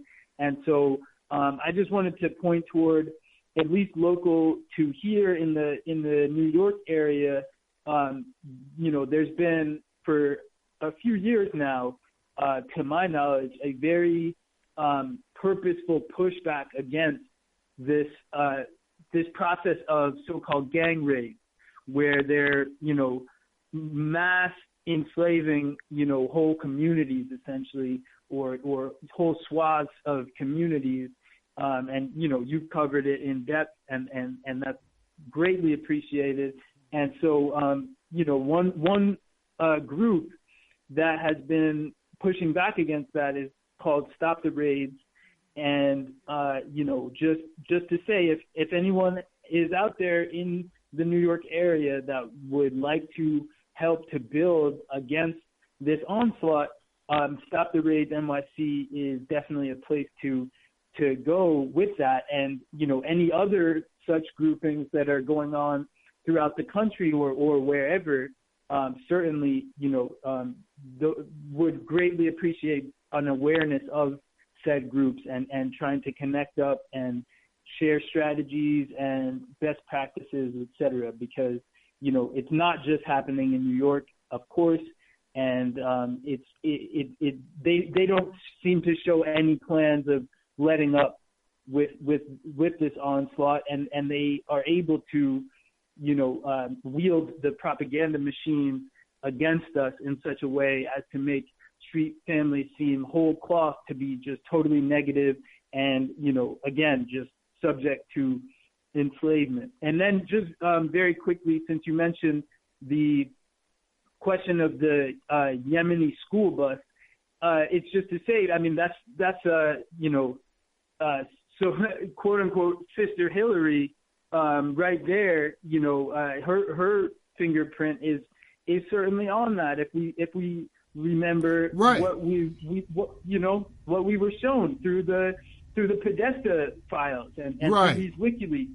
Right. She's totally up on that. And this kind of child exploitation, child, violence is part and parcel to the U.S. project. So appreciate you highlighting that as well. Right. And so we also, Tag just reminded me, the Obama administration with Hillary Clinton running point through the State Department, they used, quote unquote, these radical Islamic terrorist groups to overthrow Gaddafi in Libya. And the evidence of that is look who's running Libya right now. Really no one's running it because it's been partitioned off by those groups they use to overthrow Pan-Africanist Muammar Gaddafi. All right, let me jump to my main thought for today. And, thank you all for those who called in. And I will give time if anybody wants to comment on my main thought today. But we got these leftists out here, and some of them are black. Some of them you would think would be more educated to what Malcolm X talked about when he talked about the power of media. And he said that media is the most powerful entity on the face of the planet. It can make the innocent look guilty and the guilty look innocent, and that's power. It controls the minds of the masses. So if you understand the power of media, and if you understand we're in a war, You can call it an ideological war. You can call it societal war, a battle of ideals or whatever. But you tell me what sense do it make in any war, in any kind of context, for me to be advocating for my enemy to continue or maintain his operational ability to produce propaganda against me. That's ludicrous. That's insane. That violates common sense. If anything, I'll be looking to take my enemy down by any means necessary. And these very same people, these very same people say that these corporate social media platforms are working with our governmental enemies, and whether we're talking about the United States government, whatever regime that is not practicing justice but practicing slavery and white supremacy, or if we're talking about Israel, if we're talking about Saudi Arabia, or what in your mind makes you think that you should be advocating for a person like Alex Jones to be given a voice on that platform? This is like some Sun Tzu type stuff. This is some Art of War type stuff where you get your enemy, aka Mark Zuckerberg, to take down your other enemy, aka Alex Jones. That's some Sun Tzu type stuff right there. You know what I'm saying? That's some Art of War tactics right there. And let's not forget, it was brought to my attention or remembrance last week when Otis shared an article in BTR Community that said the organization PRI, I think that's correct, was able to obtain Facebook's internal documents on their so-called hate speech policy, where they allowed and coddled right-wing white males. They was banning or suspending or taking down the posts of everybody else, and including the woman who went on a road trip and documented her racism on Facebook, and then they suspended her for that. Okay? So now finally they take down Alex Jones after many complaints and flagging of his content containing hate speech. But now here you come saying, well, I think Alex Jones ought to have a right to these platforms to be able to say whatever the hell he want to say. Yeah, you think that Alex Jones should have a right to get on Facebook or to get on YouTube and demonize Colin Kaepernick and tell his masses of followers that this ain't about free speech. Taking a knee during the slavers' anthem, the national anthem, has nothing to do with free speech. And F. Colin Kaepernick was the title of one of their videos telling you. I shared it with you last week. I didn't play the video, but I shared the post from InfoWars with you last week. Do you think Alex Jones is on Twitter right now, which is one of the few platforms that did not ban him? You think Alex Jones is on Twitter right now saying that those players who took a knee during the playing of the national anthem during these NFL preseason games, and they have a right to do that because this is America and we appreciate free speech, even a speech we don't agree with? Is Alex Jones on Twitter right now defending that and saying, NFL, y'all did Colin Kaepernick wrong? What he did embodies American principles and values? No, he's not. Because that's not American principles and values. American principles are built on the subjugation and oppression of non-white people and anyone who will stand against the status quo. Now, I can understand if Alex Jones, even though I don't agree with 99% of what he says and I only leave 1%, because even a broken clock is right twice a day, as they say, is telling me the truth. But if he was not engaging in dehumanizing rhetoric against gays, against Muslims, against immigrants from Muslim-speaking nations, or any Muslim nation for that matter, or any nation, because he's against Muslims, all right? If he was not speaking out against protesters, against slave catcher violence, if he wasn't engaged in any of that dehumanizing language and he was adhering to the terms of service, then you could say, I think it was wrong for him to be banned because he didn't violate the terms of service. He wasn't engaged in hate speech.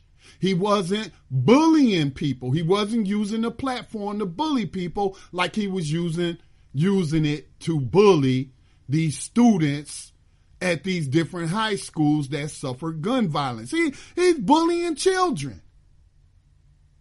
Now, if he wasn't doing all of that, then yes, you would be correct to say, look, he didn't do any of that you say violates your terms of service, so I think that you were wrong in banning him.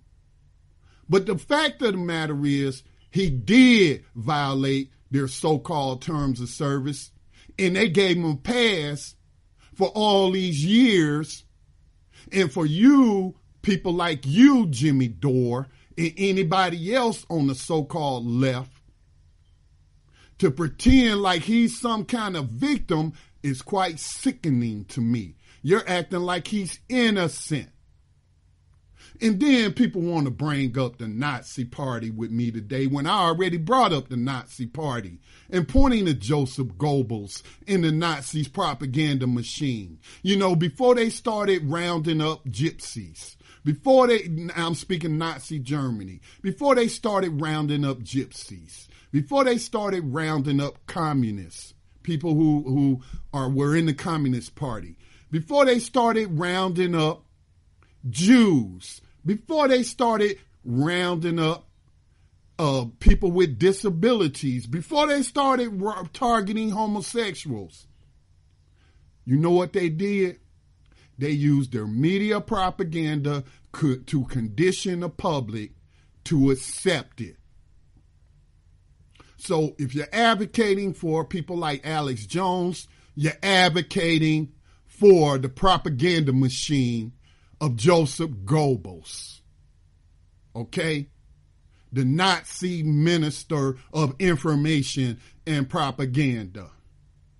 How can you claim to me that you want to create a better society where we have liberty and justice for all and slavery for no one, but you argue for this propaganda to be given a place in society? How do you think these individuals are radicalized if not through this type of media?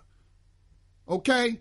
How do you think? We've seen it throughout the history of the United States. How many newspapers propagandized the American public to accept the extermination and land theft of Native Americans or American Indians, to accept the enslavement and brutalization and murder of African descendant people?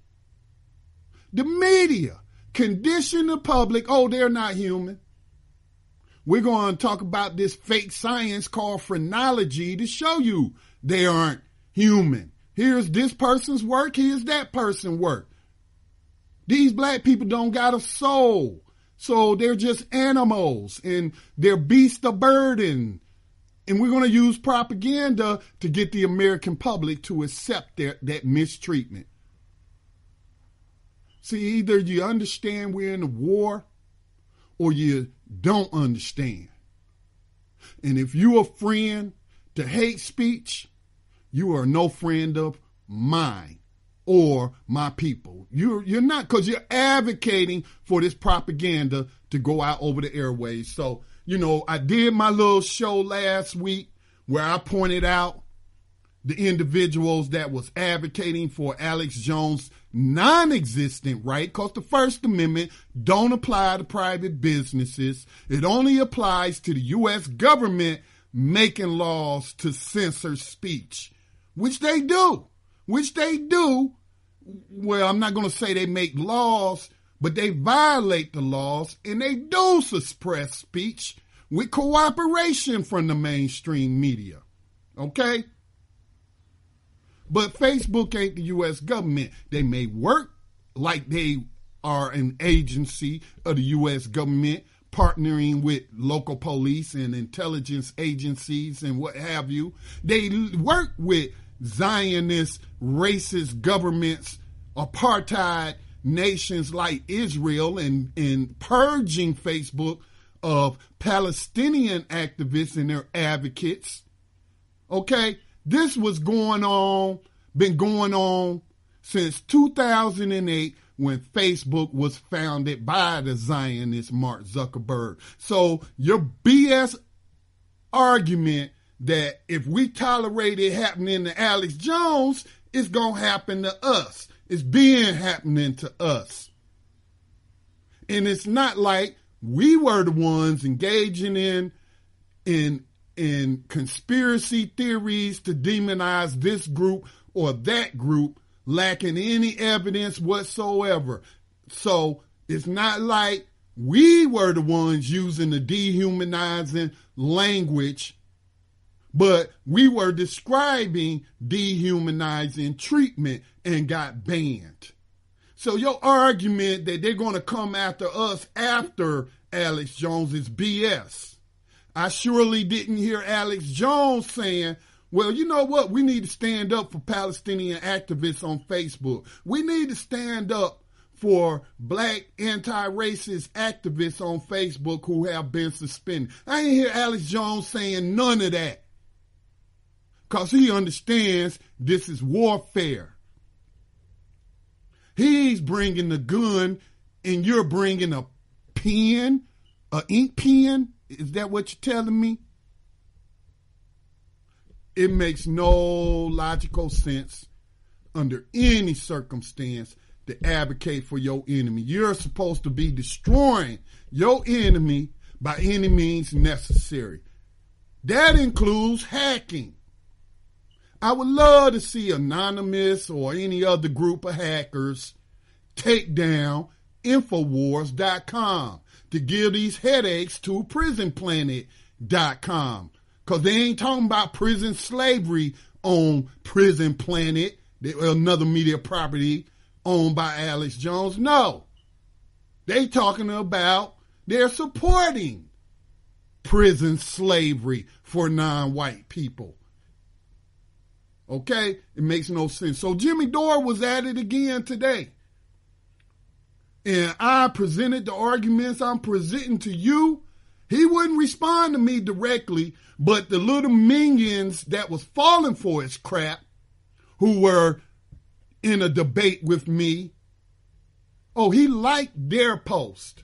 Well, let me tell you this, Jimmy Dore, if you listening. If you feel so sorry and you feel so strongly about free speech, why don't you make Alex Jones part of your permanent panel? Why don't you have him sitting right there in between Steph and Rob Placone and let him chime in on the topics that you're discussing today on your YouTube channel?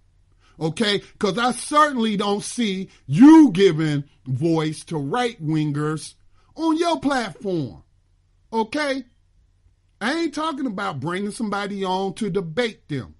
I ain't talking about bringing on a guest to let them hang themselves. I'm not talking about that. I ain't talking about me bringing on somebody and then obliterating their argument. That ain't what I'm talking about. No, give him a voice on your platform if you feel so badly for him that he been kicked off, his YouTube channel has been disbanded. Let Alex Jones be part of the Jimmy Dore show panel. If you won't do that, then don't talk to me about censorship. I'm not going to be a hypocrite. I practice censorship. There's no way on God's green earth that I would allow my enemy a voice on Black Talk Radio Network. There's no way in this universe that I would be distributing the content of my enemies. Why would I do that? It makes no sense. And I am going to celebrate when my enemy operational ability is destroyed or suffers a setback or is hindered. That's what we do in war, okay? We don't sit up here and advocate for our enemies to spew propaganda against us. And we certainly don't advocate for them to target vulnerable people and populations with messages of hate that have led to real world consequences for those victims. It just makes no sense. So any progressive, any left-wing radical that's out there advocating for Alex Jones, they're not your friends, okay? They're not your friends because your friend would never do that to you. No, a friend would not advocate for your enemy under any circumstance. Now, I'm going to pull up the article. This is what Jimmy Dore tweeted out today that I responded to. Why are you defending Alex Jones? He asked sarcastically. I'm adding the commentary. It's a sarcastic question. Why are you defending Alex Jones? Oh, wait. Then he shares somebody else's Facebook post, their Twitter post, talking about Facebook closing down Tell Us Sir English page. And it came days after it did the same to VE analysis page without explanation. The latest outgrowth of Facebook's Orwellian partnership with the Atlantic Council. Okay? Meaning he's working with a NATO, a shadow government agency. All right? Zuckerberg is, and he's working with Israel too. And he's working with the United States too. And he's working with slave catchers too. But this is apples and oranges. I don't know how many of y'all consume the media put out by Telesur English, but I shared a post of theirs announcing the release of freedom fighter Robert Seth Hayes last week. They reported on that. And they also reported that he is one of many U.S. political prisoners from the Black Liberation Movement. All right? Telesur does not engage in producing hate-filled, anti-humanistic rhetoric towards any group. All right? Telesur is the state media arm of the Venezuelan government. A government who has been nothing but a friend to the new abolitionist movement and oppressed people here in the United States.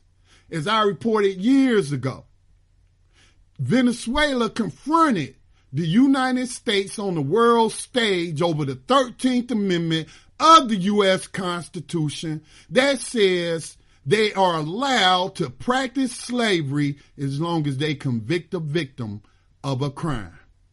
Venezuela did that. Okay?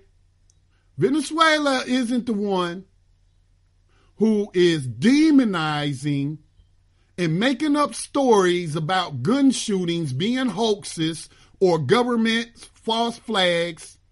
Telesur is not going after students using dehumanizing language to get their followers to bully and attack these activists. It doesn't matter if I agree with their gun restriction advocacy or not. I'm not going to bully these children like Alex Jones. Telesur ain't doing that. All right? So, you're talking apples and oranges. Telesur is not InfoWars. Telesur does not produce the same sort of hate-filled fake media that Alex Jones produces. So, bringing up Telesur getting suspended, and I would say days after they published an article about the release of a Black Panther Party freedom fighter, a Black Liberation Army freedom fighter, and advocating for the release of other U.S.-held political prisoners. Maybe that's the reason they got banned and kicked off of Facebook. Okay? So you're talking apples and oranges, Jimmy Dore. Telesur ain't InfoWars. So your argument is without merit. It is without substance. I am not a free speech absolutist. In fact, I wrote an article in 2015 when Tim Wise, who I don't know because I do subscribe to a bunch of the mainstream media, social media outlets, so I can be informed about what propaganda they putting out.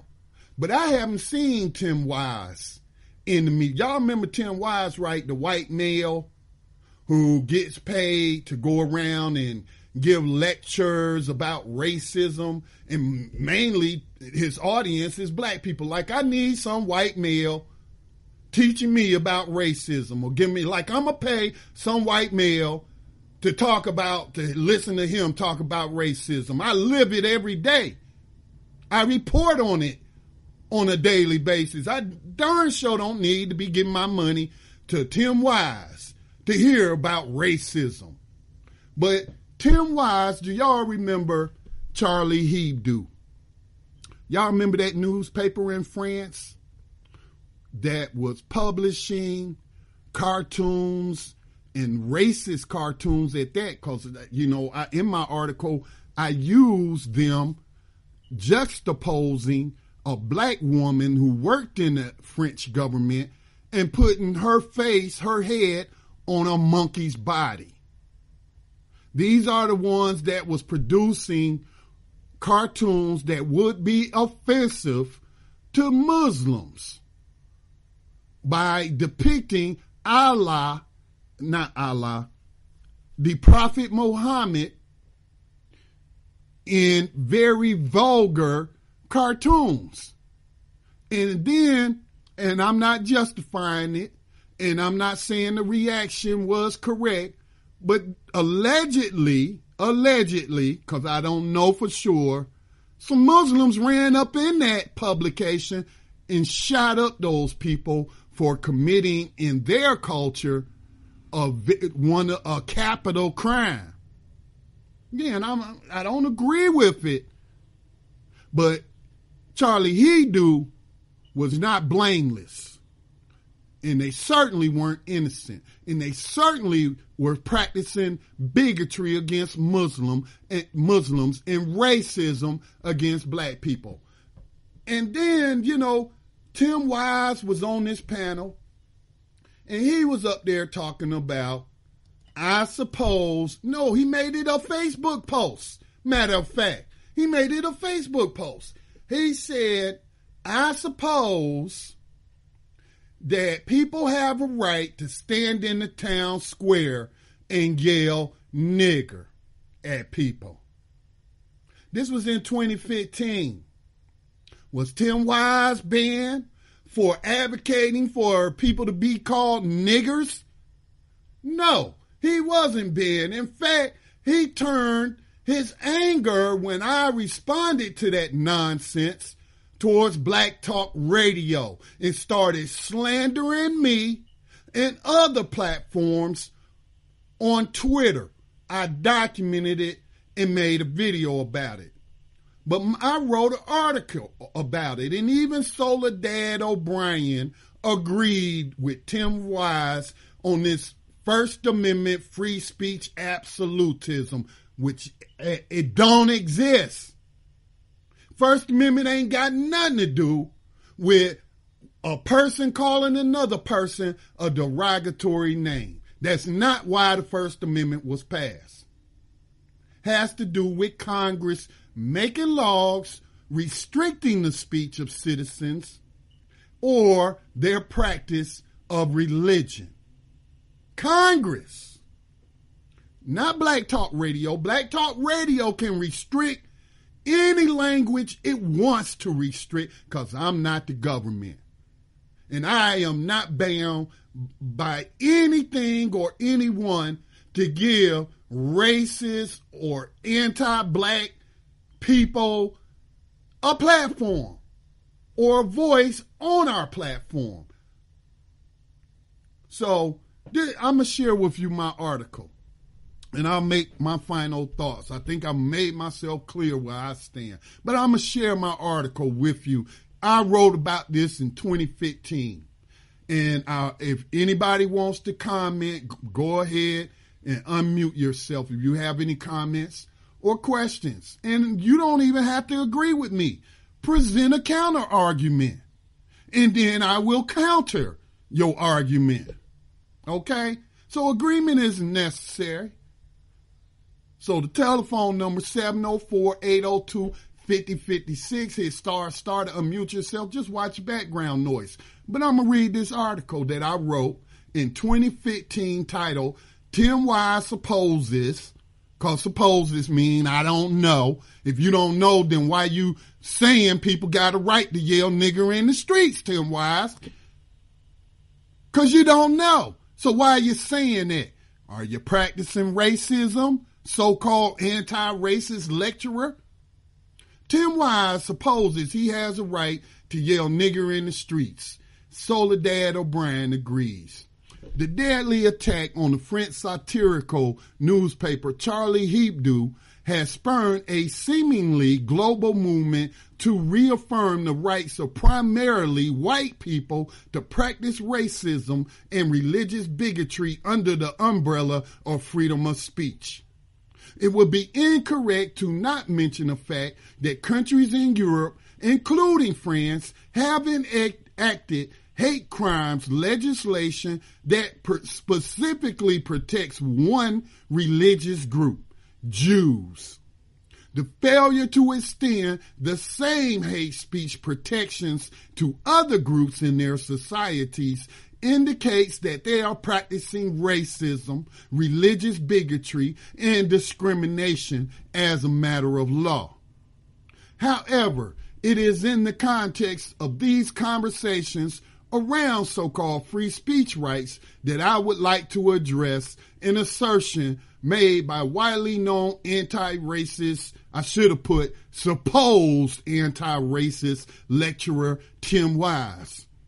Tim Wise, a white American, stated that people have a right, he supposes, to hurl racial slurs at people on the public street and not suffer any violent repercussions for such a hostile act towards other human beings. Make no mistake, the lack of fear of repercussions is the primary reason white people engage in racism, terrorism, and other heinous crimes. Here's the quote from Tim Wise. So he even tried to accuse me of misquoting him. I ain't misquote you. I wrote the whole quote down and then linked to your Facebook post. Liar. Man, I'm going at this like this was 2015 and he was still on Twitter bad-mouthing our reputation, Black Talk Radio. This is Tim Wise. This is what he said. I believe it is possible to agree that free speech is an essential value and that journalists should have the right to say what they want, even to offend others, without then proceeding to act as though every act of speech, just because people have a right to it, is therefore worth defending as to its substance, and that free speech protects one from being critiqued for things one says. What I mean is this. I have a right, I suppose, to stand in the middle of Times Square and shout racial or religious slurs, and I surely should be able to do that without fear of being murdered for it. That's Tim Wise, that I can get out here, or anyone can get out here and run up on Scotty Reid with his grandsons and yell nigger in his face and in their faces and all kind of other dehumanizing language. And Scotty Reid shouldn't punch that bastard in the mouth. I'm here to tell you, you can run up on me if you want to. I'm going to engage in the doctrine of preemptive strike, which I mentioned in this article. When I took to Twitter to report on Tim Wise's assertion that he supposes he has a right to racially terrorize people with his words, surprisingly, the well-known journalist Soledad O'Brien said that Mr. Wise is correct. I also found that the ACLU has taken the same position as a matter of protected speech and fought against colleges and universities that prohibit such racist acts as a matter of policy, because your speech is an act. If your speech is racism, it's a racist act. However, because Tim Wise is a white man, and the laws in the United States are written by white men and interpreted by mostly white men, it is likely that a white male judge would rule that it would not be reasonable for a black person to react violently towards a racist white person, calling them a nigger. I suspect that in the context of white supremacy, Tim Wise is correct in that he is a white man with white privilege and therefore has a right to hurl racist slurs at victims, and they should not have the right to physically resist threatening language. White supremacy aside, As a matter of principle, I wholeheartedly disagree with both Mr. Wise's assertion that while he would never do it and would find it offensive, he has a right to hurl racial slurs at unsuspecting people on the street, and that if he did so, he does not deserve to be murdered for such an act of terrorism. You know, self-defense ain't murder, Tim Wise. Let me start deconstructing this passage from the Post that otherwise was logical and I agree with. A white person hurling racial slurs in the historical context of racism and white supremacy in America is a form of terrorism, usually followed by actual violence. As I stated earlier, hate speech leads to hate crimes. Unfortunately, this still occurs to this day. Take for an example the iconic pictures from the days of early school day desegregation of black teens and college students surrounded by mobs of white supremacists hurling racial slurs at those young people. If not for the National Guard's protection, I think it would be hard to argue that those white people would not have attacked those children and possibly beat them to death. In the 1970s, as a preteen adolescent in Detroit, walking the streets with two of my male cousins who were teenagers, I had one of the most terrifying experiences of my life. I did not feel that kind of fear when I was in a war zone during the Gulf War. We made the mistake of taking a wrong turn into a predominantly white neighborhood. About an hour earlier, I had picked up a box containing a baseball cap lying in the street and put the cap on. As we continued to walk, we came across a little league baseball team practicing at school. The players started pointing at me and accused me of stealing one of their baseball caps. The entire team, including the adult coaches, called us nigger thieves and proceeded to chase us, some with baseball bats in their hand. We literally had to run for our lives and were fortunate enough to get away from that racist mob. From that point on, I associated the word nigger with the threat of imminent violence. While I'm not asserting that anyone should be murdered for hurling racial slurs at me, I am asserting that I have a human right to preemptively strike a person who is assaulting and battering me with racial slurs. If I feel threatened and in fear for my life, I have a human right to stand my ground and take whatever action I deem necessary to preserve my life. Any person who would commit the hostile act of hurling racial slurs at a person to intimidate and terrorize them will also have no problem committing acts of violence, and I should assume that is their intent. Ever since that sunny day in Detroit when my life was threatened by a mob of white people hurling racial slurs, I adopted the policy of preemptive strike. I'm going to jump ahead. In terms of whether or not Tim Wise has a legal protection under the U.S. Constitution to hurl racial slurs at people on the street, as he suggests, we should look at prohibited speech called fighting words. U.S. federal courts have ruled in the past that the First Amendment does not protect speech that is likely to incite violence. Judges have determined that fighting words do not contribute to democratic discourse and that society has a collective interest in reducing violence.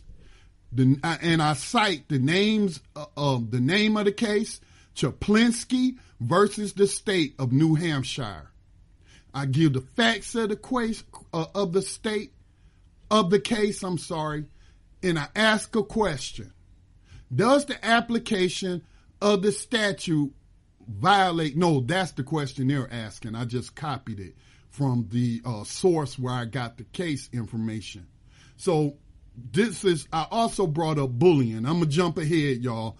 I didn't realize I had a lot to say about this, and it's a very long article, which I'll put back into circulation today. All right, so let me jump to cyberbullying, right? Because there are laws against cyberbullying, right? We want to tell these children it's not cool to bully other people, right? But we're going to get on Facebook and advocate for one of the biggest bullies on the internet to bully children. Again, I don't think these people really thought this through that's advocating for Alex Jones. But under the heading cyberbullying, this is what I wrote. We can look at recent laws that prohibit speech to protect students from cyberbullying that lend to the confusion and inconsistency surrounding free speech protections in the United States. Several states have enacted laws and or policies against cyberbullying, as have school districts across the nation. Jimmy Dore, why don't you get on Facebook or Twitter or on your YouTube channel and tell these states that they wrong for passing laws or enacting policies against cyberbullying, Jimmy Dore, because you're supposed to be a free speech advocate for the right for a bully to bully children. There are no federal laws against cyberbullying, and I have yet to find a case challenging those laws. However, the federal government does encourage reporting instances of bullying to its Civil Rights Division in the Justice Department when that bullying meets certain criteria, including racially based bullying. And I could have added religiously based bullying, or I could have added national origin based bullying, because there are federal laws outlawing employment discrimination on those protected categories. Okay? So bullying is a violation of people's civil rights. All right? Now, I do note that there is no federal law that, I've actually posted an excerpt from www.stopbullying.gov. That's a government website telling people to stop bullying people. All right? And that includes internet bullying, social media harassment. This is what was written on stopbullying.gov. There is no federal law that specifically applies to bullying. In some cases, when bullying is based on race, color, national origin, sex, disability, or religion, bullying overlaps with harassment, and schools are legally obligated to address it. Read more about when bullying overlaps with harassment and how to report it to the U.S. Department of Education's Office for Civil Rights and then U.S. Department of Justice's Civil Rights Division. They're telling you bullying is a crime. What is Alex Jones doing if not bullying these various groups and causing others to bully these same groups? This is the last thing I'm going to share with y'all, because I wrote a lot, because I wanted to be detailed. I wanted people to know I just didn't get in my feelings and write an article without doing research. I did plenty of research. It took me probably a week to put this article together. Original intent of freedom of speech or of the press. The conversation around the publication Charlie Hebdo and the hate speech it publishes against Muslims and racial minorities in France is being framed around freedom of the press. In the United States, the framers did not have racist characters or black people, nor have caricatures of religious figures, especially those that Charlie Hebdo promotes that incited violence against their employees and publishers, in mind when they wrote the Bill of Rights. Suppose the intent of the framers of the U.S. Constitution was based on justice and not white supremacy. What was the intent in writing the First Amendment? And this is what the First Amendment says. Congress shall make no law respecting an establishment of religion or prohibiting the free exercise thereof, or abridging the freedom of speech or of the press or the right of the people to peaceably to assemble and to petition the government for redress of grievances. Where in that does that give protection to religiously or racially biased hate speech of one citizen against another?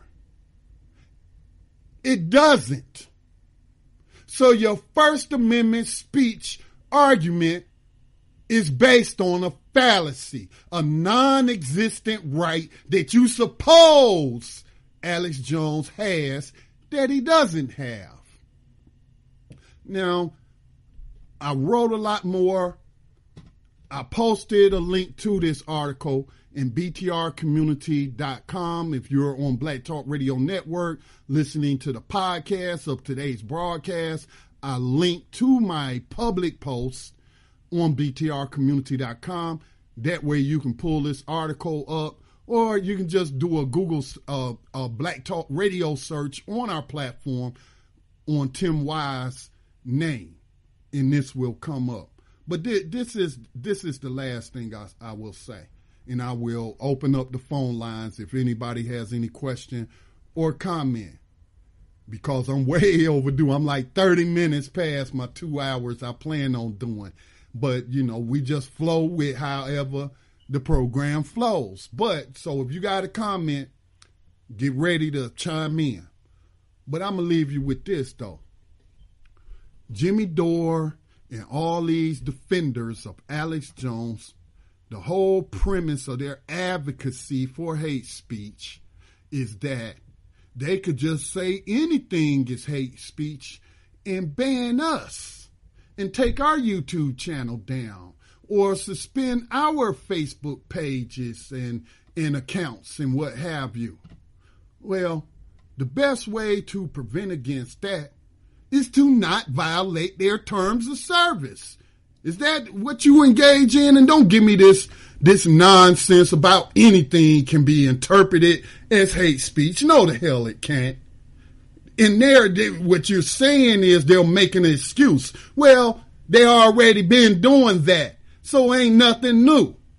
You're afraid it's already happening. But this is what really points out to me, is that you are dependent on Mark Zuckerberg to reach your audience. You are dependent on Facebook, Twitter to send ideological messages out to the masses. You are dependent on Google to allow you to use YouTube in order to produce and disseminate your videos. Now, these leftists, they tell you, and they point out correct, when they criticize these corporations, most of the criticism I have seen has been absolutely based on accurate information.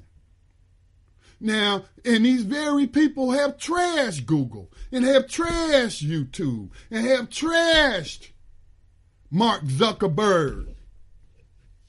But now you telling me that you dependent on the very people you trash to get your message out.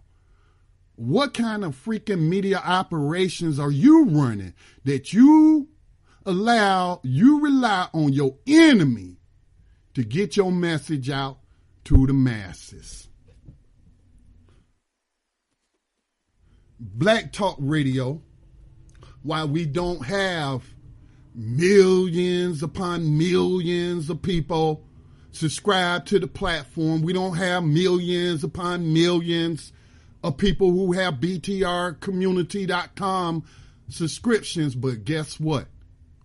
Since 2008, because we launched the same time Facebook launched, we were online before Twitter was online.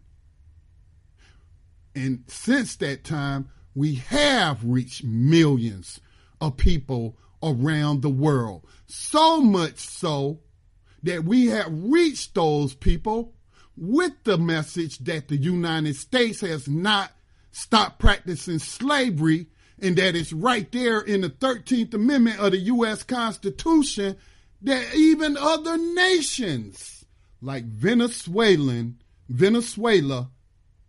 has pointed the 13th Amendment out and legalized slavery and human trafficking to the United States. We have reached so many people with our abolitionist message. That's how you got Ava DuVernay's documentary, The 13th. And then this other documentary, American Jail, which mentions the 13th Amendment, which was featured on CNN. That's why a new abolitionist movement exists today that had not existed since the 1800s, since before the American Civil War. And we didn't rely on YouTube or Facebook or Twitter. Did we use them? Yes, we used them. Sun Tzu, whether he was a real person or not, but in the Art of War says that when you use your enemy's resources, you have doubled your own. And when I got banned for 3 days on YouTube, guess what? I could still get my message out through Black Talk Radio. When Zuckerberg took down my posts,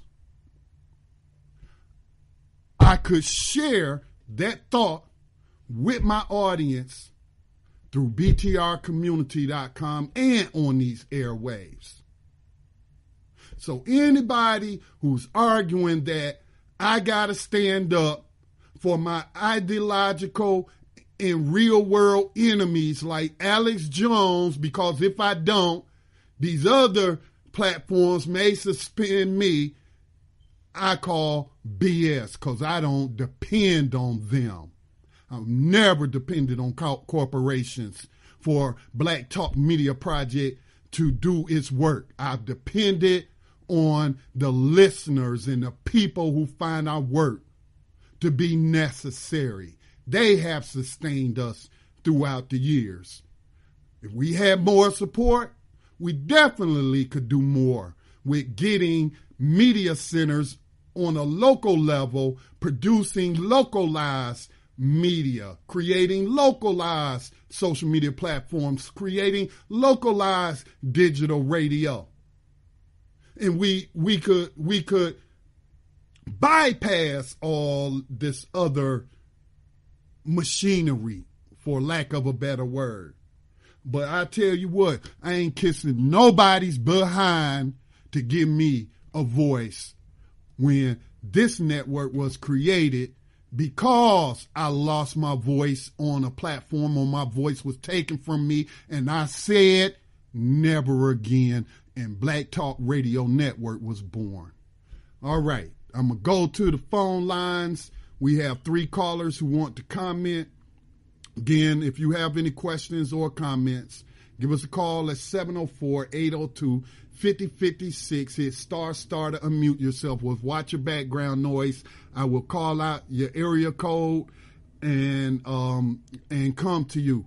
So Otis hasn't had a chance to chime in, so I'm going to go to Otis, another one of my abolitionist comrades. Otis, what's on your mind? And welcome in to BTR News. Otis, you're still muted.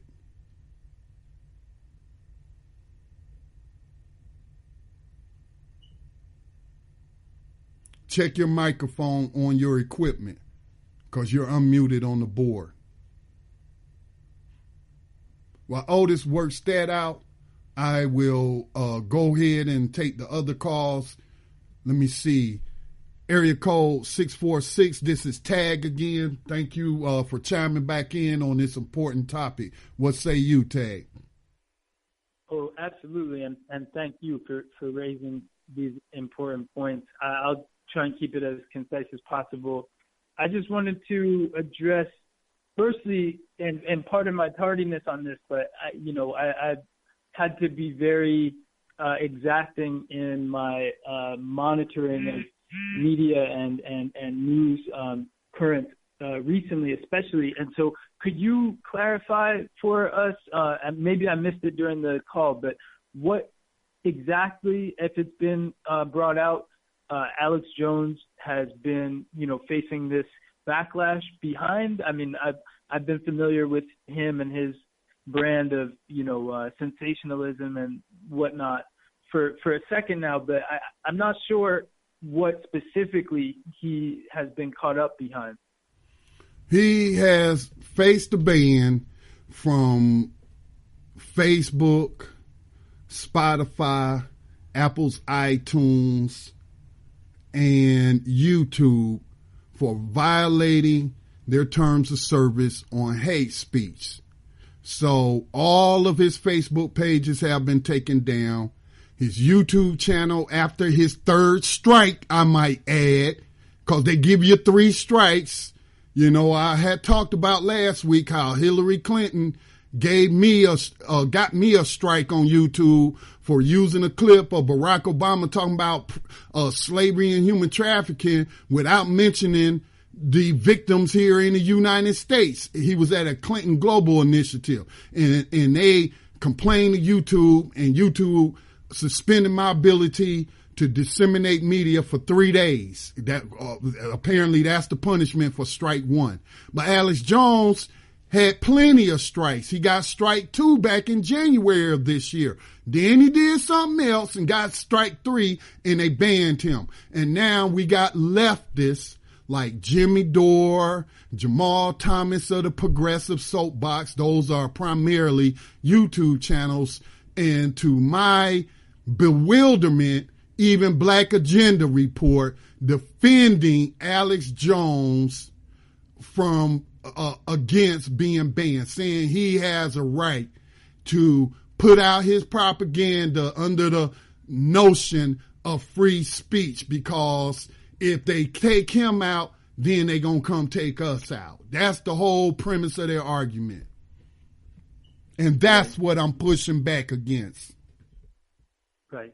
And it's logical for you to do so. And I appreciate your, raising up the question of holding down, your own platform and the critical importance of that. So I will, echo your strong praise, if you will, or at the very least, positive highlighting of Telesur, which, does excellent work, and that's their platform. And I've certainly noticed for myself in at instances of relating to interacting with that space and seeing, what seems like some kind of tampering with the connection with that particular media space, because it's, outspoken about various injustices, including legalized prison slavery in the U.S. So I totally hear that and agree with your position around that. And I would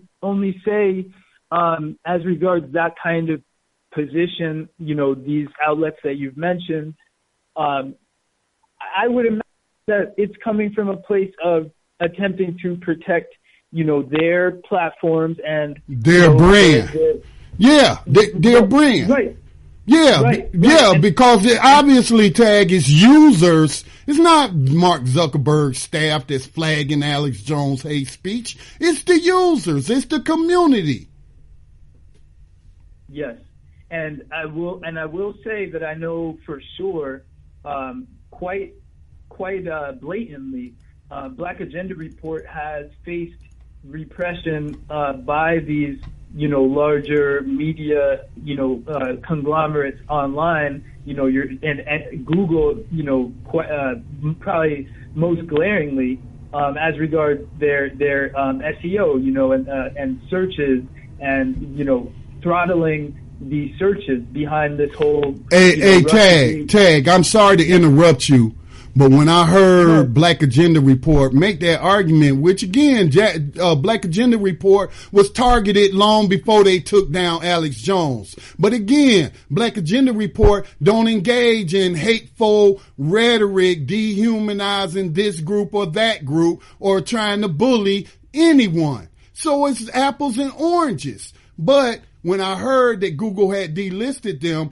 I put Black Agenda Report in Google, and it was the #1 result. All right. And I always check on my own SEO. If somebody put in Black Talk or Black Talk Radio, we're going to at least be in, if not the #1 listing, we're going to be on that first page. So maybe that might have been the case in the past of them being delisted, as I heard them allege. But as of 2 days ago, when I put in Black Agenda Report in the Google search, it's the #1. Their website is the #1 result. Oh yeah, no, definitely it will be. I think that question, which emanates out of the whole prop or not propaganda piece that was put out by the Washington Post. So it's not so overt as that, where Black Agenda Report would be lower down on the list. But I have seen it demonstrated for me, not as recently as today or this week, but relatively recently, where certain articles or keywords that should very clearly and did before that reap results through these. Okay, got you. I understand. I understand now, Tag, and you think that's just now? Well, maybe it wasn't happening to them before, but that's expected of our enemies to do that to us. You think that ain't happening to Black Talk Radio? Of course it's happening to Black Talk Radio. We write articles, publish blogs and information. I'm sure if somebody put in keywords that we're not going to be in the first 100,000 results. It's just, I don't expect my enemies to boost my presence. You know what I'm saying? At the same time, I don't expect my friends to be trying to maintain the presence of my enemies on these platforms. Absolutely. We're in agreement on that. I'm just looking to point toward what might motivate those kinds of responses, which I'm sure which you are clearly familiar with. And I'm not defending that position per se, but I'm just pointing toward, the kind of complexities of that question, because you raised the issue of dependency, and I'm in total agreement. And, there's so much to discuss in that area, especially as regards, the propaganda, the ongoing propaganda war out here that is ramping up every second.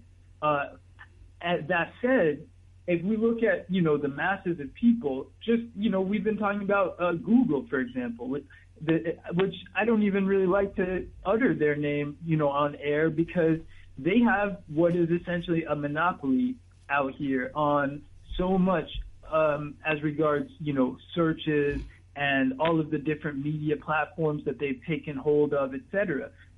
Similarly, Farcebook, as regards to the social media. So, the dependency is not only on our behalf, if that makes sense.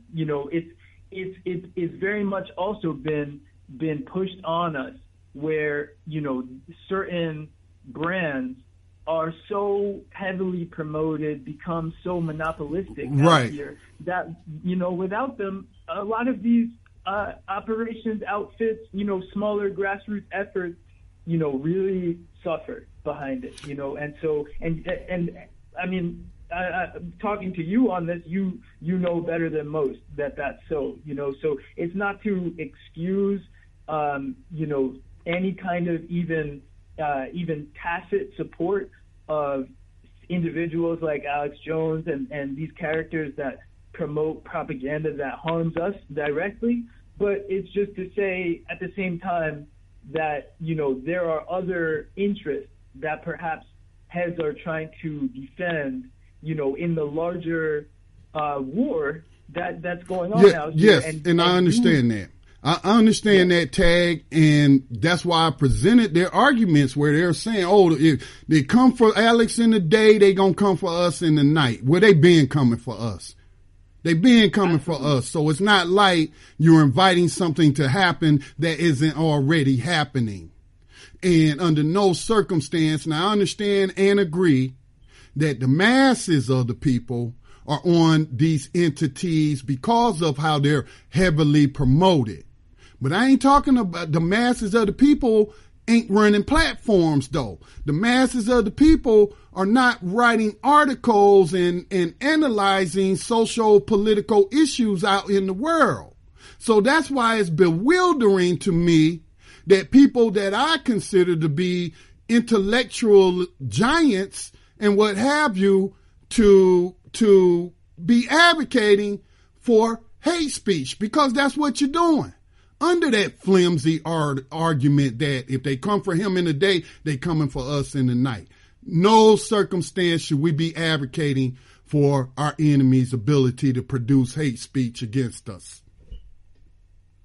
I feel you on that. And so just to kind of discuss very briefly some of the other facets of the discussion thus far, because a lot of important developments have been raised, and including this question of, just very briefly, I very seriously doubt that there's a single U.S. president in the history of the U.S. that hasn't uttered that, the N-word, as it were, right out here.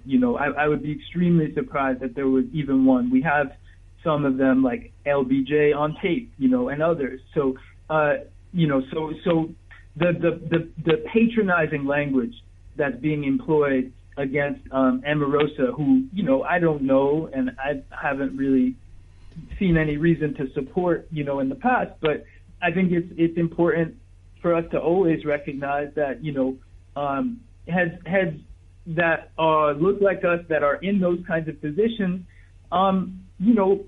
often will find themselves in the position to do some kind of damage to white supremacism.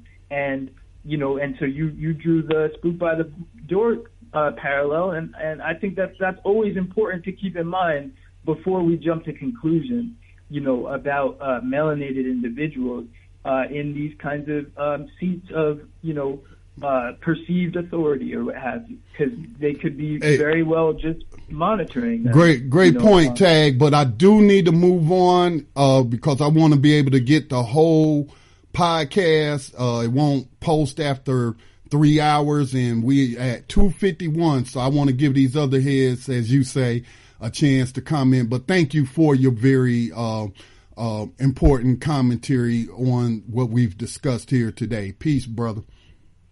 Peace. Thank you. All right. Real quick. Otis, let's see if you can be heard. Otis?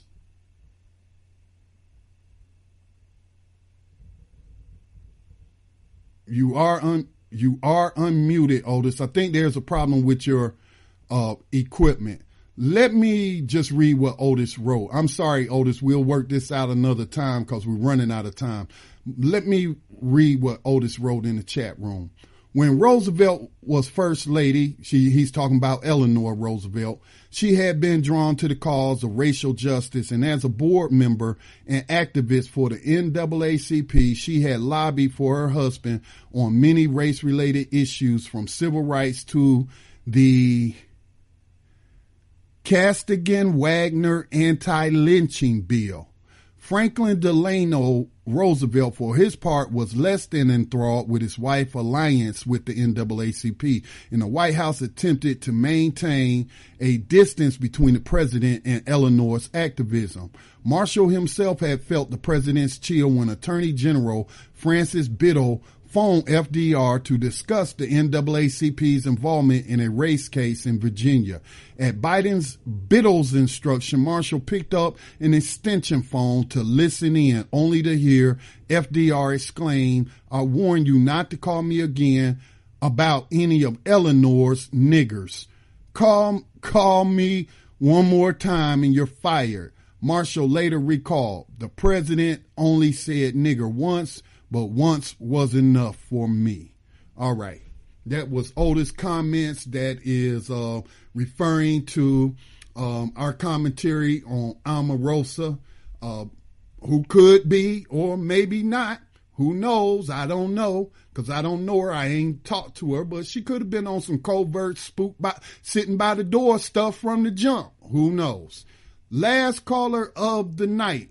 All right. We got about, let me check my time on my podcast recorder. We got about 6 minutes. 6:09, I believe that's Ross. Ross, you're going to get the final word. All right. Peace and great commentary from everyone. I just wanted to basically point out two things. One is in reference to Soledad O'Brien coming to Tim Wise's defense. First, I want to say that Tim Wise is a admitted white supremacist. He admitted it on the cows while disrespecting Justice when she was on the show. So he is a racist, and he does practice racism.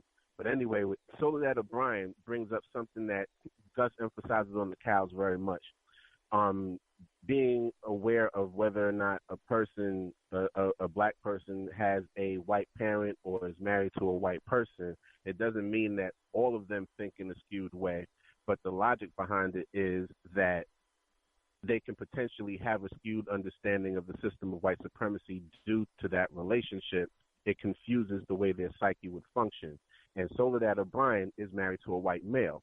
So she is bought into the American dream. She thinks that all the things that the Constitution believes, she has all that lofty, ideal, fluffy stuff in her mind as far as just the way that she thinks about this country and the system, and a very patriotic approach to how she does things. I've seen quite a bit of her. All she doing was reacting to the programming that she received, and I think that's exactly what you said.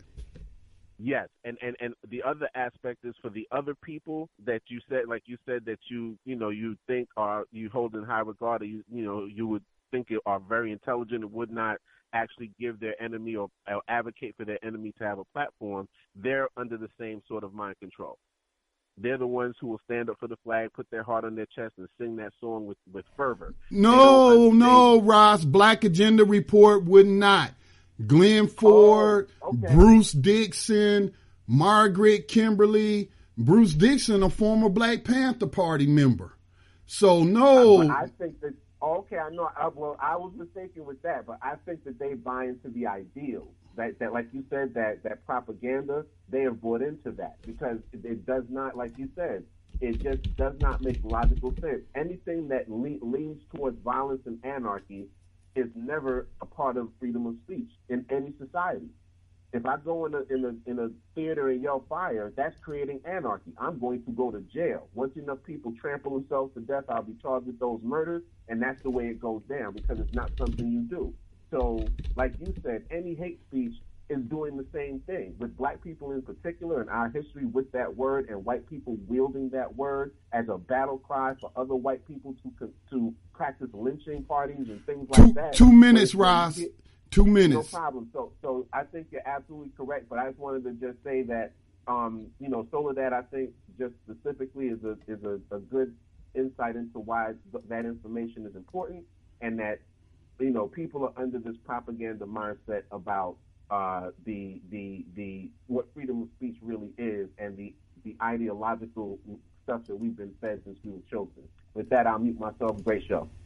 All right. Thank you, Ross. And I want to thank Tag and Otis. Otis, you couldn't get in. Hopefully, going forward, we can get your audio issues resolved. But thank you for sharing through the chat room, and everyone who tuned in. The podcast be up in a couple of hours. Please share the podcast with other people. And I think I've made myself clear where I stand. I'm not a free speech absolutist. I believe in censorship. Okay? If it's media that harms another individual and intrudes upon that individual's right to life, liberty, and the pursuit of happiness, and will cause other people to bully him, then no, I'm going to censor it. There's no place for that in a so-called society that wants to practice justice, and we don't have justice right now. We got slavery and white supremacy, and these people who are advocating for hate speech for their supposed enemy are victims of that system's propaganda. All right. Thank you all for listening. Y'all be safe out there. Peace and blessings. Good night.